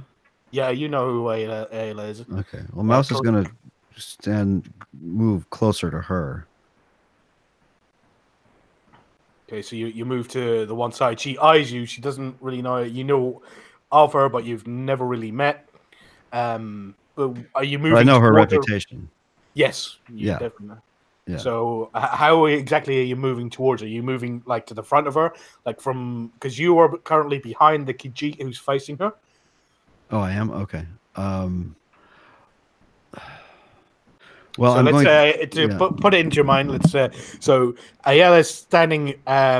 She has the stairs behind her. She has Carlotta's was it market stall to her right, Mhm. Okay. and the well is just about behind her, so just to her left.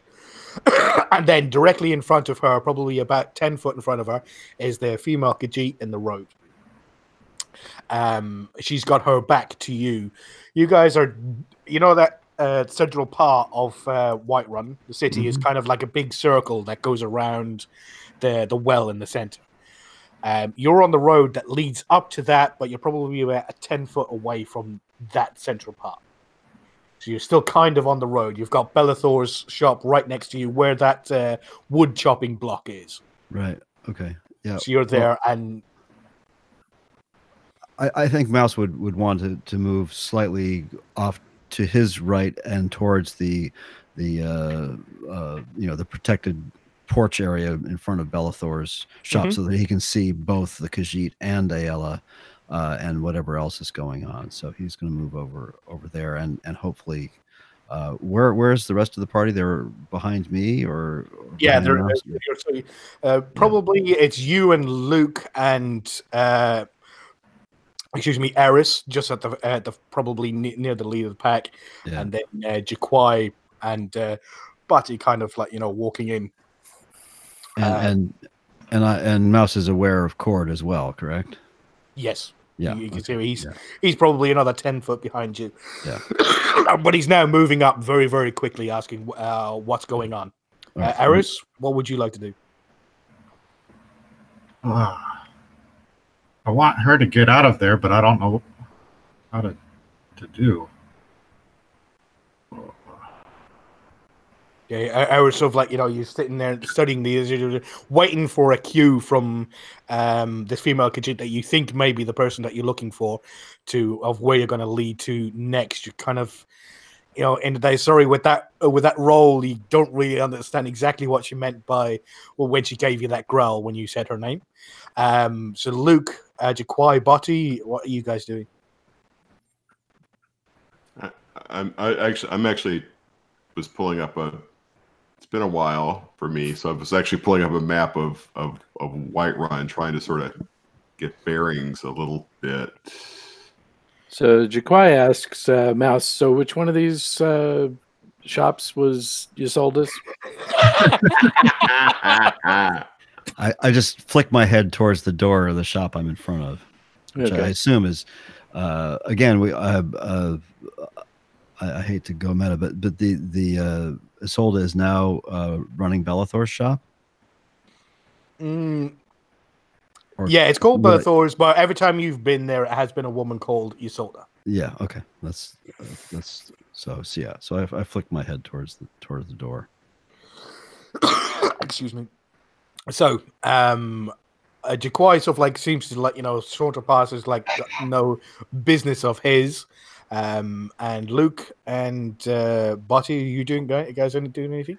I think this is Luke doesn't know the milieu, so to speak, and nobody is yet in direct danger of harms, and there are ample guards who should be dealing with this. So I'm just gonna hang for a second and see what happens.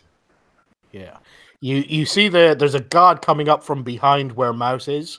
He usually hangs about. This Mouse is usually one, and nearly always hangs about in between the apothecary and Bellathor's. And he seems to be walking up behind you. He was drawing his weapon, but he seems to put it back and sort of like now is just like approaching. He seems to think that Ayala has it under control.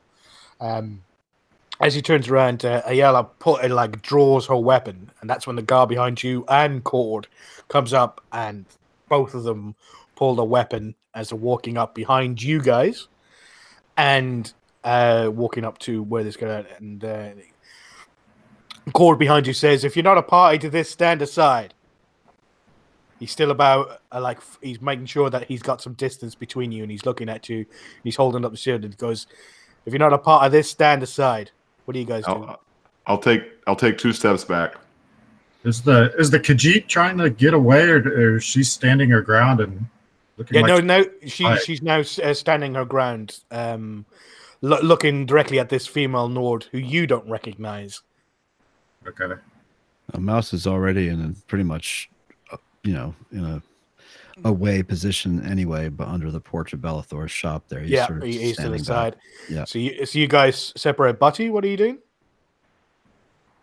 I will also take 3 steps back. Okay. So sort of like Cord sees you guys step to one side, and he walks up behind the Khajiit, and he notices that she doesn't have any weapons on her, but he also noticed that, I think he noticed, bloody idiot, look how he's been rolling. And Ayala looks directly and then he goes directly at the Khajiit, and she now turns around and she says, and she goes, "Return it, and there'll be no more trouble." And the female Khajiit, she goes, "I don't know what you're talking about." And the female Nord, or Ayala, turns around. She goes, "You're about 10 years old. 10 years too early to fool me, cat." And the Khajiit turns around and says, "I doubt it's going to be that long, dog." So, you see the squirt, the squint of the female Nord, and she just advances on her with a sword. She returns and she goes, "I don't know what you're talking about. Smooth skin." And she goes, brings the tip of the sword right to underneath her throat, and she goes, "Tell your friend to hand it over now."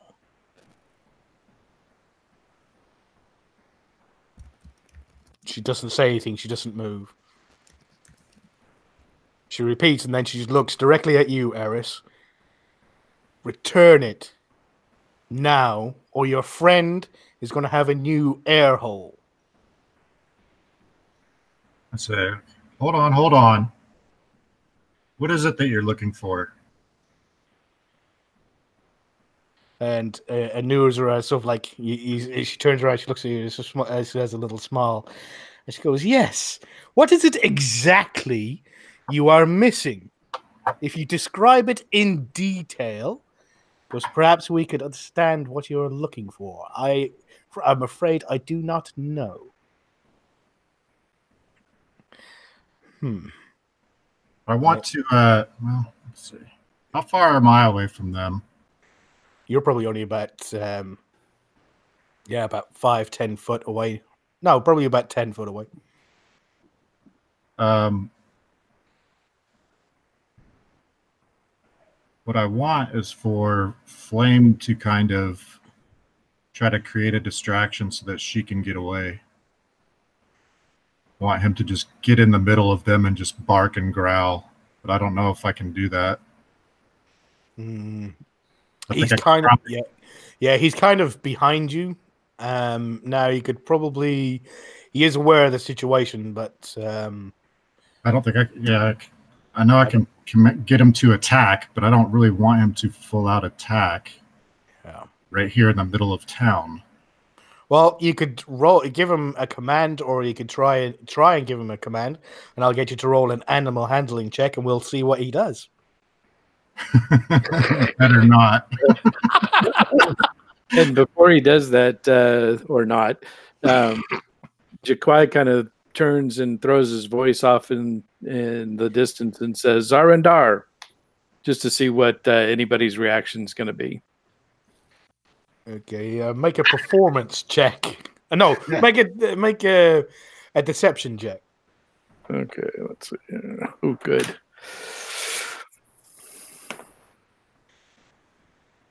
All right, so that's 18. 18. Okay. It's a very tense situation. Let me see. With the 3 parties involved, it's 12. It's a 17. Ayala gives you a sort of like a very side eye and notices that there's another Khajiit to her left now. And another 17 from Cord. Yeah, Cord noticed that you spoke up as well. But they don't seem to have any reactions, and no reaction from the Khajiit. She seems to be focused on what's going on at the moment. How far is Mouse from Aragorn? I mean Eris. You're probably about separated by 20 feet because you went off to the right. Yeah, I did. I'm thinking he went off to the left because he was standing by Nuzra and he sort of like kind of pulled away, and he's got the husky his companion to his right there. Yeah. Okay. And Eris, what would you like to do? Did you want to try something? She's now looking at you. She's got the tip of her sword is now at the Khajiit's throat. I say the Dawn Guard wishes to speak with this woman. Please stay your blade. She go just as was it the I've got an Ayala goes to speak up to you again. You hear another voice come from behind, from the top of the stairs, and you hear, "What is all this? What is going on?" And you see another Nord woman in full heavy armor, metal plate armor, come up to the top of her throat. At the very top of the armor, just at the neck part, you see a wolf coming down. She slowly steps down the steps and starts walking towards the situation. She's got long blonde hair that's been brushed all the way back. On the left side of her face is completely painted black. On her back, she carries a very large glass sword. Mouse, roll a history check.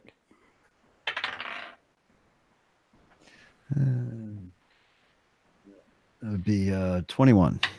21. You know who this woman is as she's walking towards the situation. This is Mjol the Lioness. Yeah. Eris, do you want to roll a history check for me as well, please?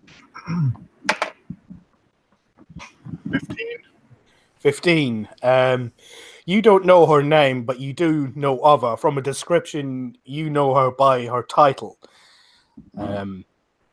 She is now the harbinger of the companions. Mjol the Lioness. And she saunters very slowly, striding very confidently, walks up behind. And she goes, "What is going on? Ayala? Why are you pointing your sword at the new recruit?" So, Colin, at this point, what does, if anything, does Luke know of the companions? Roll a history check. Okay. Ooh, he doesn't know shit. Well, I mean, he's good with history, but it's still only a 6. So 6. Not much.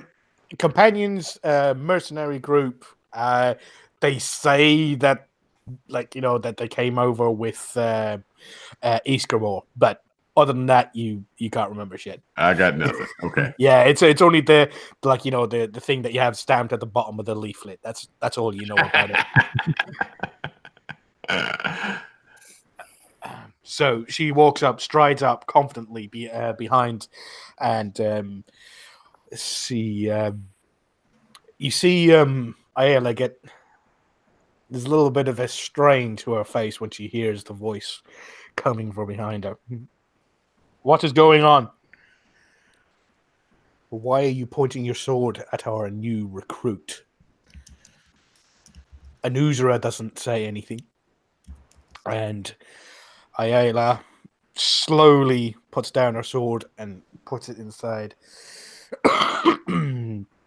And she turns new female that you know is the Harbinger companion turns around and sees you and your armor and your husky, Eris, and says to you, Dawn Guard, are you involved in this? What is going on? I think I might recognize this woman. As an old Yes? friend, I would like to speak with her and find out what's going on here. I She wanna- seems to be in danger. Well, if she has done something wrong, and it appears that she has, Ayala, what has happened? Ayala goes, she is not who she says she was. She is not a new recruit. She is not somebody who was looking to join the ranks of the companions. She's a spy and a thief.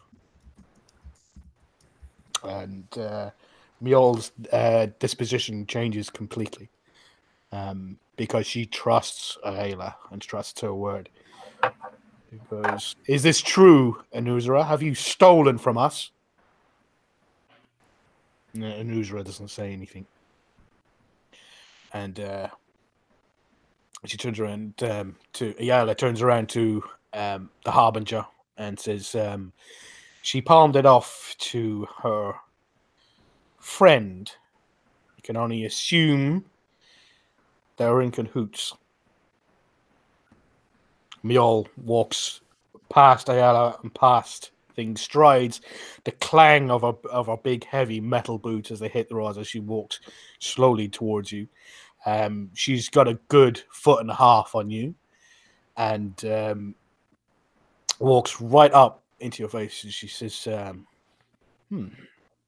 goes, when I stood next to Isran and stood next to Durak and held Salon in my arms as he died, I thought that brothers in arms didn't betray each other. Are you, as a member of the Dawn Guard, betraying the companions? What have you done?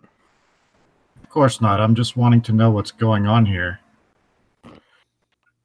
Well, Can you explain what you think that she stole? well, did she give you something? Show it to me and I'll tell you if it is ours. That should be good enough for you. Yes, it would be good enough for Isran. I kind of make side eyes to the Khajiit and see if she gives any indication. Yeah, she's not moving, not now. She, you kind of see a slight slump in the shoulders. All right, I hand it over. You hand it over. Yeah. You take it out. You look at, and as you sort of like pull it out, she looks at it, and you do see a surprised look in her eyes. And I'd say I'd like. She puts her hand up to you, and she gets in real nice and close. And goes, do you know what this is? No, but I'd like to know. Yes, yes or no? Do you know what this is? No. Something important. Yes. If you wish to know more, ask your boss. Do not speak of this to anybody else. Anuzra has been with us for the past 1.5 months. Are you telling me that this was what the Dawn Guard wanted? She's real close. You can feel her breath on your face now. I honestly have no idea. I was completely taken by surprise when we arrived here. All I knew was to search her out. She was supposed to report back, and we've assumed her to be missing. Well, thank you. Sorry. She pulls right back. She goes, sorry, I am Mjol. And she pulls her hand down. Your name? Eris. She holds her hand. I shake her hand. good to meet you, Eris. Please pass on my say hello to Israel for me, and if he wishes to know anything about the companions, he has but to ask. I will certainly tell him. Thank you. I'm afraid your friend seems to have I don't know what they call it, itchy fingers. But I'm afraid that in Whiterun, if somebody has been caught stealing, they go to jail. And she turns around to Cord and she goes, she stole an artifact, a personal possession of one of the companions. The Cord turns around and she goes, I have seen her in the company of the companions for the past month or so. I thought, yes, and so did we, but apparently not. Apparently, she just infiltrated us. She's nothing more than a common thief. Treat her as such. And she turns around and walks away. And Cord walks up through past the years and takes Anuzara. Anuzara, as you see, the slumped shoulders now, she sort of like kind of just gives in. And they hold her and start hauling her off towards the up the stairs, heading up towards the barracks to Dragon's Reach. So, what would you like to do? I look distraught. What the hell is going on, Eris? I wish they trusted me with more information before I'm sent out on these errands. I was sent to look for her. I wasn't prepared for any of that. Well, either they didn't give you enough information or they didn't know and she went rogue. Yeah, I still feel like I need to speak to her, but she did not seem to acknowledge me, or I don't know. I might be able to get you into the prison I was quietly. wondering about that. But perhaps not right away. Perhaps tonight. Yeah. Thank you.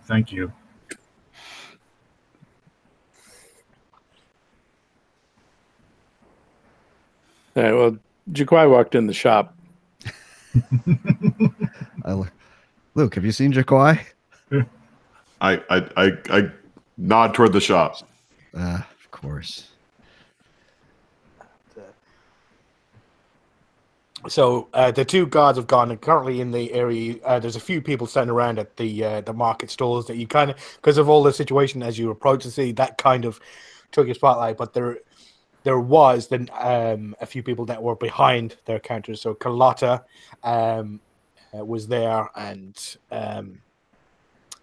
Agamir, I believe the guy at the meat stall, the young wood elf, he's Elvendir's brother. Yeah.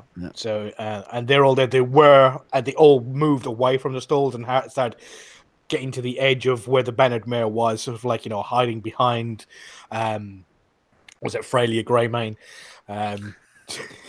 Sort of like hiding behind her as her cart as everything was going on, just to make sure that it all settled down. But the two companions, the Harbinger and Ayala, head off towards what you would know as Jorvaska, and the guards have now taken Anuzara, clamped her in irons, and are marching her off, head towards Dragon's Reach, to the barracks below, or the prisons below Dragon's Reach. Jaquai has now entered into Bellathor's goods, and is anybody following? What's the rest of the party doing? Body's following Jaquai. Yeah, Eris, we need to follow our companion and see what's going on. So Understood. Mouse is, I'm heading into the shop. Yeah, I follow into. Yeah, you're kind of a little bit of a shell shock. Yeah. I think the group has this in hand. I'm going to go find the Temple of Kinnerath for no particular purpose other than some meditation and prayer. Okay. So yeah, you head up, and as you come up, you see the big magnificent tree. So we'll get to that. So you guys all head into Bellathor's General Goods, and behind the counter is it sort of like probably about an hour, I would say, sort of like, late 30s, early 40s, an old woman, short red hair, with a blue dress, sort of like sitting behind the counter. And she goes, "Good day, ladies and fine folk. Anything I can get for you, anything at all. Nothing's too much to ask." Well, very nice to meet you. I'd like to inquire, are you familiar with the Khajiit caravans and their schedule for Whiterun? Yes, they come through quite regularly, usually often every once a fortnight, every couple of weeks. It can stretch out a little bit. Sometimes if they run into trouble along the roads, they've got a few very good hiding spaces, so they can get clear of any trouble they seem to run into, but it can delay them some. So they were here just about a week ago, or just over, I think. So they should be back within a week, maybe 10 days. Okay, thank you. And if I could inquire one more thing, have you ever encountered a Khajiit by the name of Zarindar? Zarindar. This is gonna have to be really fucking high. And that's a 10. No. No, sorry. I don't recollect all their names. If there's any information on them that you know, because I may have met him and either not gotten his name or forgotten his name. Is he a friend of the company, Rasad's, or does he work for the Khajiit trade caravan? I'm not really certain. He's my brother, and I've been sent to Skyrim from elsewhere to find out about him. We don't have any information about who he travels with, or what his affiliations are. So I'm just searching for answers. Well, in Skyrim, with that particular suffix, it can't be that great a company. Have you been to Riften? No, I have not. I've been into Falkreath and Riverwood and to here, but I have not been to Riften. Oh, as far as I understand it, the Thieves Guild is all but dead and gone. But I mean, they would probably welcome somebody with a great name like that. But if you want to hang on, the caravan, as I said, the caravan will through probably by the end of the week, or in a week's time. Only if they get delayed will it take a little bit longer. They're not overly helpful without a price to be paid. The Rasad keeps them always working and always interested in trade, and information is a very valuable commodity. So I know they're your kinsmen, but you should expect if they do have the information you seek, there would be a price to pay, as with everything with Razad's people. Right. Well, I certainly have some very powerful things to trade with them, so I'm not concerned about that. Oh, well, is there anything you wish to trade today? We have some fine items. I've got a few items in from elsewhere. anything that you would be interested in? I noticed that you don't wear any armor, but I do have some like nice robes, some gloves, or anything that you might be interested No, I have everything I need. in. Okay. Is there anything else? Anybody else like anything?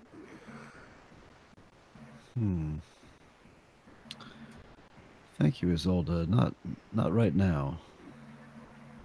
Have you any dead cats recently? I need some fresh strings on a lute.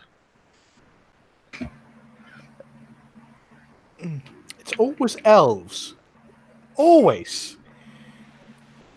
You think always the strangest questions always come from elves. No, I'm sorry. If you want that, you're probably gonna have to go out into the wilds, into the tundra, and hunt them yourselves. But mind you, we do grow them bigger here in Skyrim, so prepare to bring a shovel.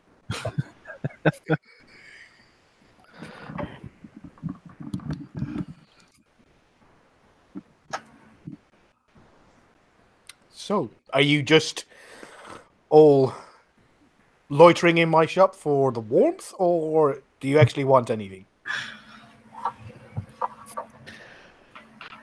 No, I think. Thank you, Isolde. I'm going to head out into the market. Okay, well, if you do need anything, come to Bellathor's. If you haven't got what you need, I can get it pretty quickly. I've got a very good relationship with Rasad, so he gets things to me rather quickly if you ever need anything specially ordered or any. Where is Bellathor? Bellathor, I have no idea. He paid me quite a lot to take over for a little while, and left me instructions of what I can take while I'm here, but still hasn't returned. And it's been a number of years. I'm getting quite a good living out of it. It wasn't exactly what I was expecting. I was hoping to come more of running in or something along those lines, but with my contacts with Rasad, it's worked out well. The business is booming. It's even getting better that now they have somebody with a genial personality behind the counter.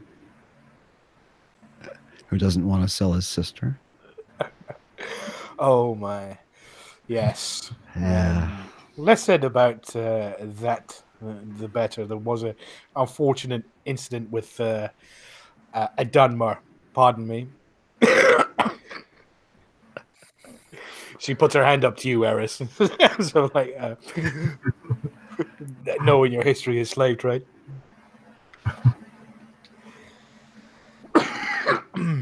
So, what would you guys like to do? Well, like I said, I was just heading out. Thank you, Isolde.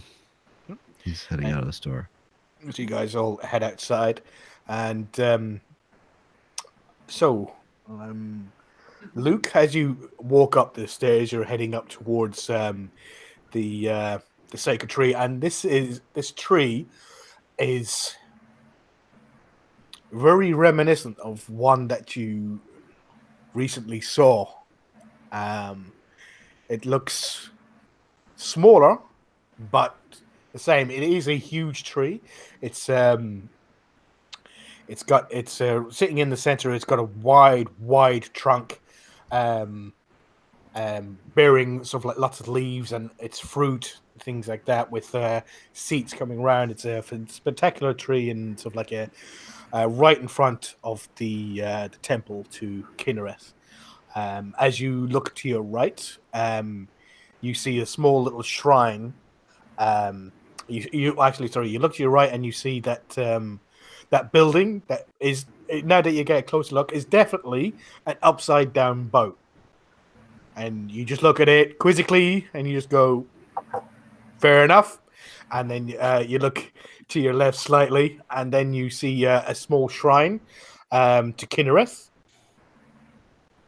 And then you look left, and then it's the path that leads up to Dragon Reach.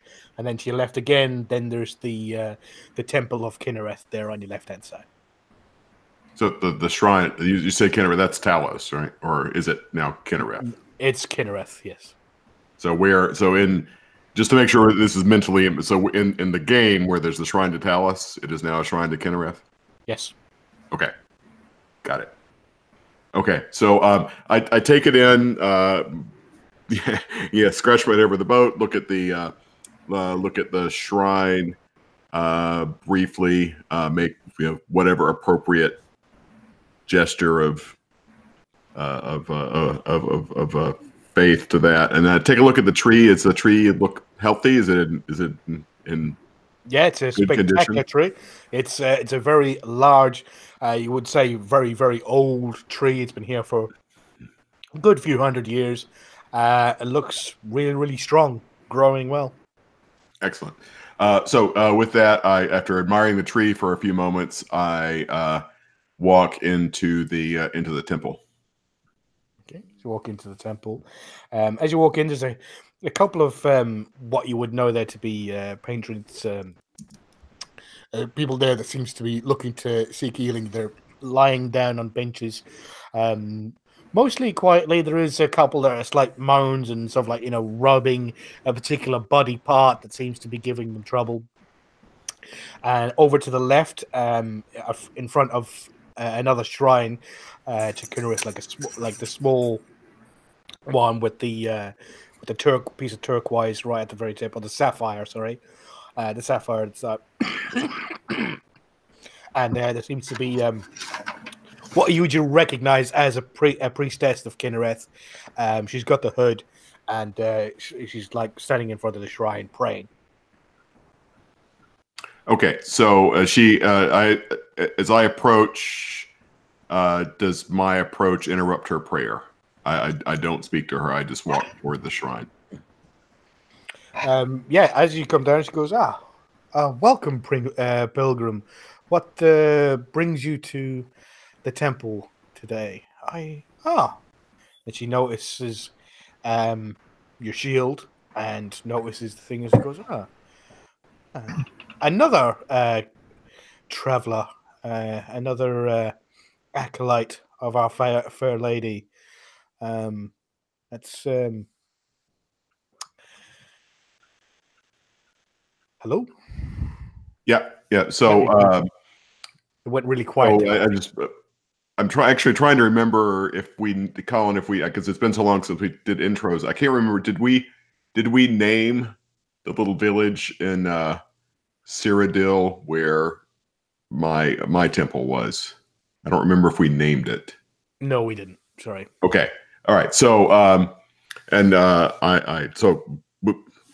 once she's done with her introductions, I nod. And is there an obvious symbol like rank or anything? I mean, can I tell if she's obviously in charge here, but can I tell if by any sort of symbol or anything if she is extremely senior or sort of if there's a hierarchy of the faith? Not really. She just has the robes, and she has the symbol. Is actually on a. She has a sash wrapped around her waist, and her symbol is dangling from a chain that's tied to that sash. And okay, it's sort of like an amulet of kind. So she's not actually wearing her amulet, and it seems to hang down, sort of like lay at the side of her hip. She does seem quite a bit older than you. She's probably in her 50s, maybe 60s, so she's a bit older than you. So if she has been here for some years, but the calling can come at any time. So she could have been called up as a young girl, or she could have been called up very late in life. So you're not too sure. Okay. Yeah. So sister, thank you for your kind welcome. I'm known as Luke Icewalker. I come recently into Skyrim from a small temple of our faith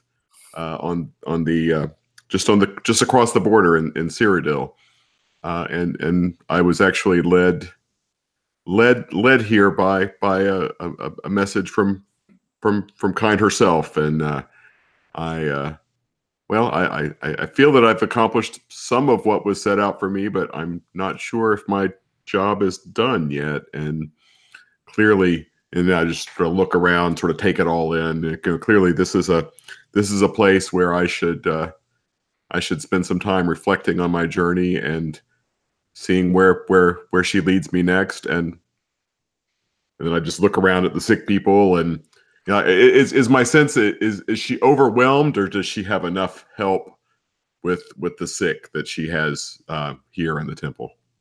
Yeah, it doesn't seem to just be a couple of people on.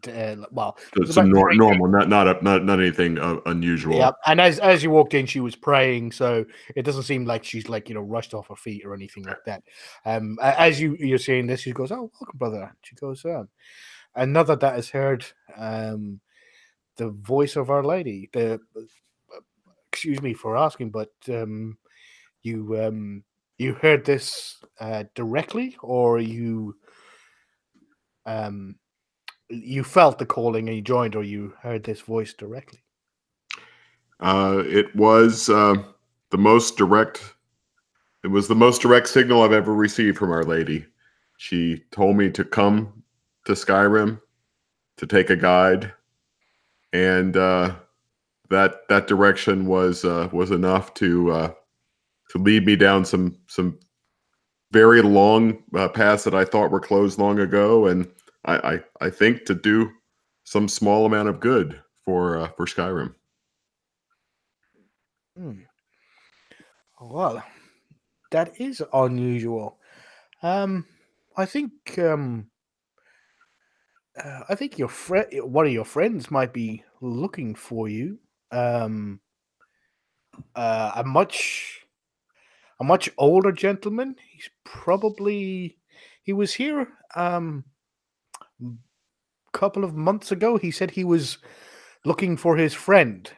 But yes, he said he has most of his life heard the voice, and he said he was out searching, that his friend was coming to Skyrim, and he was going to meet him soon. He headed off about a month ago. Is that who you seem to be coming to look for? So okay, so all right. I just want to make sure again. I want to make sure this is. I want to make sure that I'm not missing something here. This is not ringing a bell at all. Nope. Okay, all right. Just want to make sure I wasn't forgetting something I should have remembered from backstory. And so with that, I give her a very puzzled look, and I say, "No, sister." And did she give her name when we met? I don't. No, you didn't. You didn't kind of introduce yourself. Oh, no, well, I did. I said I said I'm Luke Icewalker. Yeah, sorry. Yeah, sorry. Well, she can give her name. Oh, sorry, Danica Pure Spring. Okay, Danica. Okay, it is Danica still. Okay, great. Thanks. So blah blah blah formalities. So no, my lady. No, this is interesting. No, to the best of my knowledge, my journey to Skyrim was not preceded by anyone that I know. I've never been to Skyrim before this journey. I was raised in Cyrodiil. My parents fled the troubles of the early troubles of the Civil War and settled in Cyrodiil across the border. I of course have, as you can see from my face, my blood is of Nord, but beyond that, I have no connections here. My friends and I'm traveling with a Khajiit, a Bosmer, an Imperial, and we bumped into a Dunmer who was in a bit of trouble outside the gates of the city.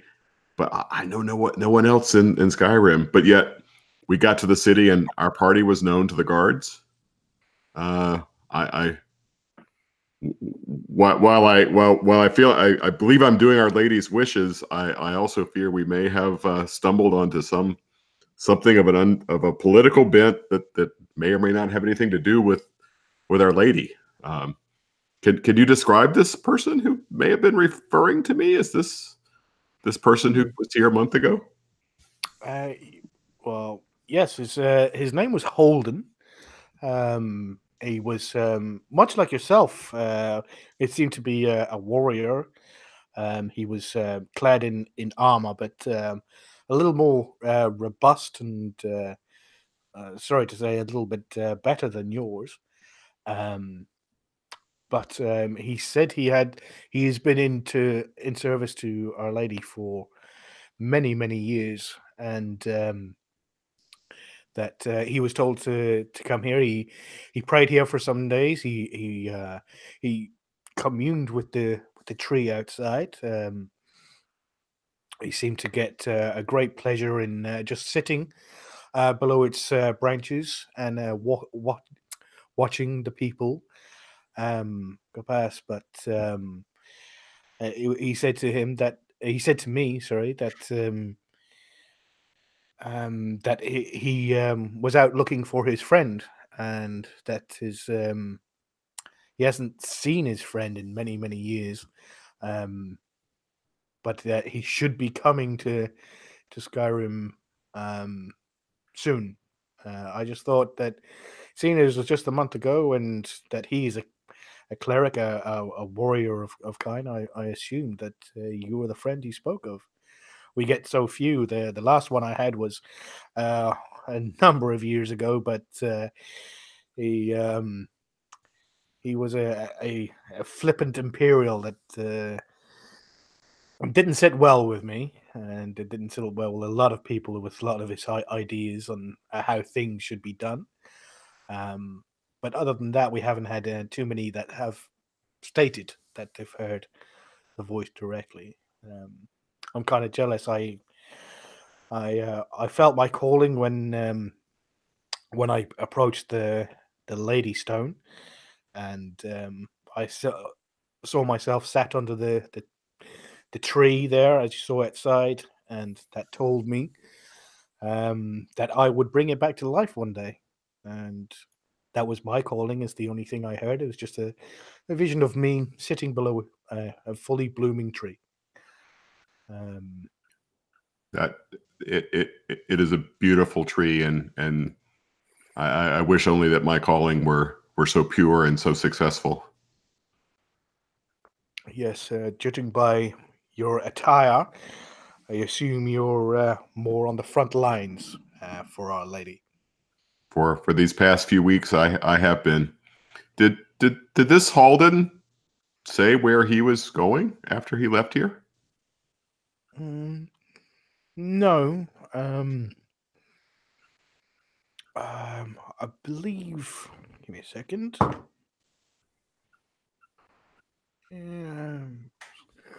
He said something about a mountain, but I have no idea which one. Sorry, Okay. he just said that he was traveling. Okay. All right. So I mean, it's sort of the character moment here. I can't think of sort of another sort of plot thread. I mean, at this point, I would do a lot of niceties, offering to help. I think we're probably going to be in Whiterun for a few days. I would offer to help at services or help tend the sick. I would actually ask if she has a small cot where I might stay, and in the back room, or a corner where I might stay and meditate and assist. So I'll just ask for just general things like that and see if there's anything I can do with no particular end other than sort of getting back to his monastic life for a few days if things permit. Yeah, most definitely. She definitely invites you to stay and welcomes your help. As you sort of like spend in the next probably about half an hour, 45 minutes with her, you notice that she is a very skilled healer. She does say to you that she feels more like a mage sometimes. Is that she doesn't feel that the powers that she gets directly communes her with kind. You see that, especially when she talks about it, when you talked about hearing the voice directly, and she hasn't. It definitely comes across that she is probably a little bit not jealous of you, but definitely a little sort of like, down on herself that she doesn't hear the voice like you do. and sort of like, gives you the impression that she feels more like a restoration mage than she does a priest of where her deity is casting healing spells through her.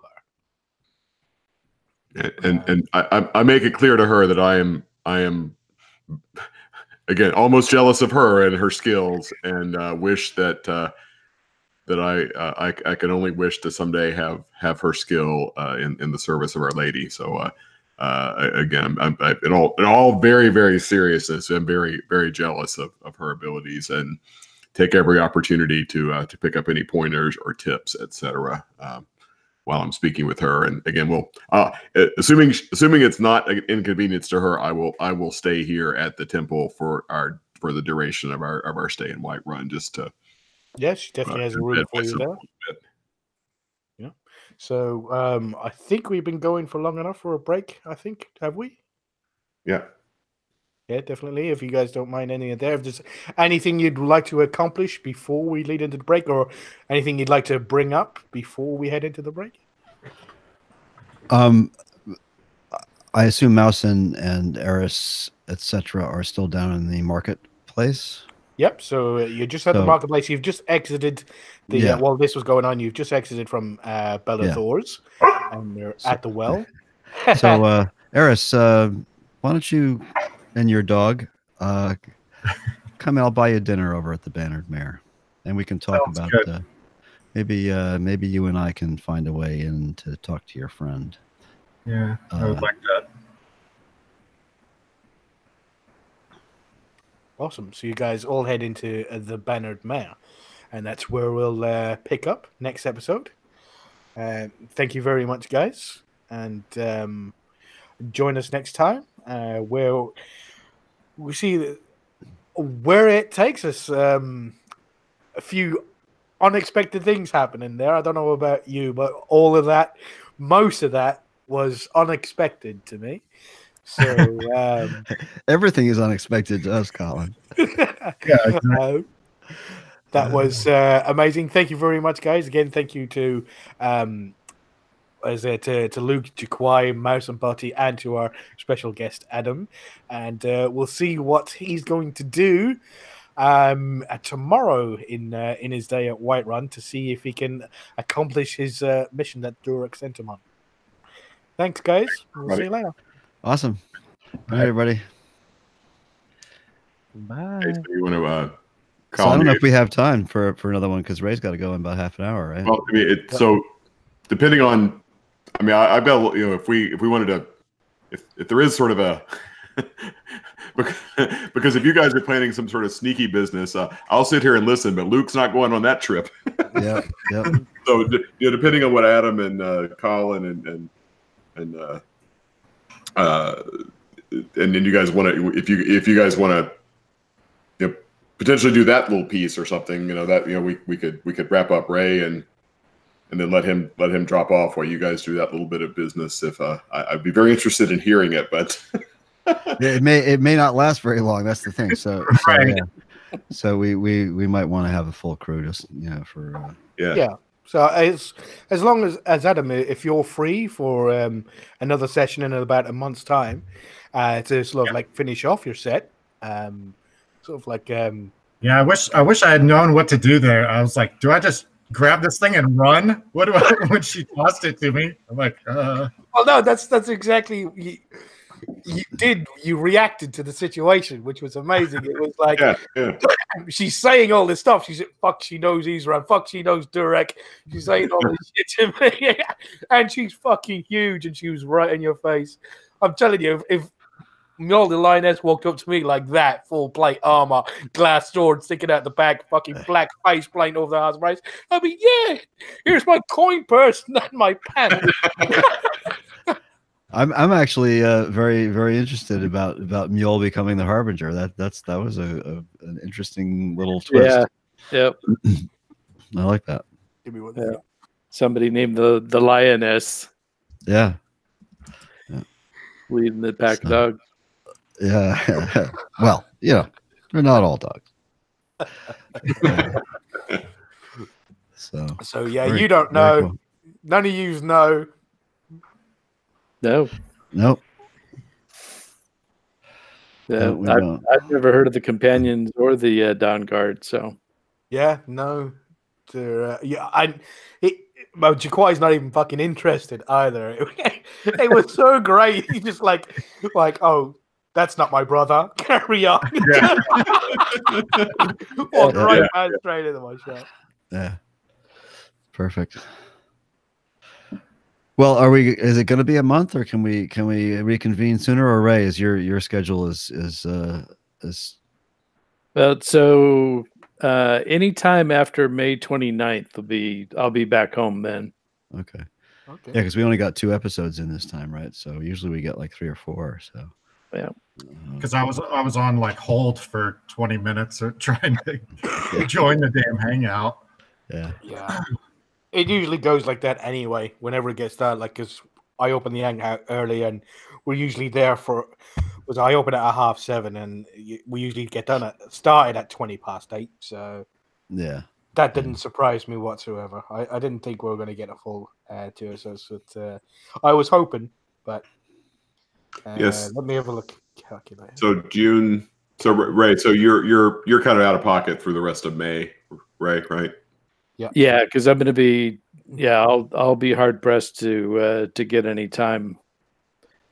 Hotels have been tough to podcast from. Yeah. Yeah. Oh yeah, I feel you on that one. I've done many roundtables from hotels. Yeah. Thank you for doing it, Ray. Thank you very much for. Yeah. Thanks for. Glad you're able to take a break. No, yeah, definitely. We didn't have anything planned this morning, so it was perfect. So June 2nd would be the if we're going to stick with the Sunday. I can do that if we want to go for the first available date, 2nd or the 9th for me. Second. Yeah, I'm free. I'm always free. I'll keep my weekends free because everybody else is doing shit, so I don't like to do anything on it either. Work for you, Andrew? I'm pulling up calendar. I don't see anything on my schedule yet. I'll have to, of course, clear it with the wife and stuff. Yeah. June 2nd or 9th. I'll feel it out. Want to go for the 2nd if everybody's able to clear that? Sure, I'll aim for that. Yeah. Yep. Is this 2:00 window a little better for you, Colin? An hour earlier? I mean, it's awfully late for you. I still have late is fine. Tomorrow is going to be okay because it's a bank holiday, so I start work late. But I like to do most of my prep just before the show starts because I get I'm in D&D sort of like Skyrim 10AD mode when I come in, so it's sort of like all groups together. Most of my prep before, like on the days before, is just reading and doing stuff on my brain, putting it all in prep. When all this, like the maps and everything like that, it usually gets done either the Friday or just a couple of hours before we actually start. So. Wow. Had to think of who you guys were going to be talking to when you got in there. There's a few NPCs around that you could have had a conversation with. So we're just making sure I had all of them in my head and what they were going to say to you. Yeah, I still have people I want to talk to. Yeah. So should we? There's people who want to talk to you too, Mouse. Getting so antagonistic at the gate. Literally, it's like, hey, what's your name? Where'd you come from? And he's like, what do you want to know for? Fuck you. He's going, right, I'm going to disguise myself and not look too suspicious. What do you want to know about me, motherfucker? Being protective of the group. What do you want to know? You could have made some shit up. You were in disguise. Had nothing to do with me personally. It had to do with the group. Why do you want to know where we came from? Yeah, it looks like well, you're going to have to wait and find out, aren't you? Yeah. Thought I was going to have to bust out with them the Thane of Helgen. That's right. Yeah. Jarl. That and the septum won't get you a couple. Whatever. Sujama. Yeah. And thank you very much for joining us, Adam. It was great having you and Flame on. Absolutely. Yeah, appreciate it. I couldn't believe I didn't even land one hit on you. It turns out it was the Dremora of sprinting. The 100-meter dash. That's all he came in and done. Yeah. Came in and ran. Who's that Dremora from Interesting NPCs that just likes to party and doesn't really want to do much of it? Yeah. I forget his name. Yeah, but yeah, that's basically it. It was the Butler Dremora. Yeah. Butt munch. Couldn't believe that. Yeah, I didn't even get to bust out the flurry of blows. No. Yeah. I was going to try out my new knockback move. Didn't even get to do that. I thought I was about to get whaled when, but Jaquai got that second shot in, and that was it. I was like, oh, thank you. he done him with the first shot, but I just wanted to make him sweat for a second. I was like, I knew he had a lot of hit points on him, but so I just wasn't sure because I knew, okay, well, am I going to take him out with one more, or do I have to key? What am I going to have to do here? So, yeah, you were going to use that knockback. You were just going to knock him back and then run away. Exactly. See you later, Dunmer. Hey, whatever works. Yeah, he picked the fight. He did. Yeah, nice. Excuse me. No, definitely good times. Now I get to go eat Japanese food on Cinco de Mayo. Oh, Very nice. there you go. That's right. I forgot it's Cinco de Mayo, isn't it? Yeah. Yeah. All right, everybody. It's fun times. Yeah. Indeed. Yeah, guys. Good time. See you next time. Thanks as always, Colin. It's awesome. Yeah, thanks, Colin. Thanks, everybody. Good to have you, Adam. See ya. Thanks, man. See ya. Later, guys. Good night, Bye. all.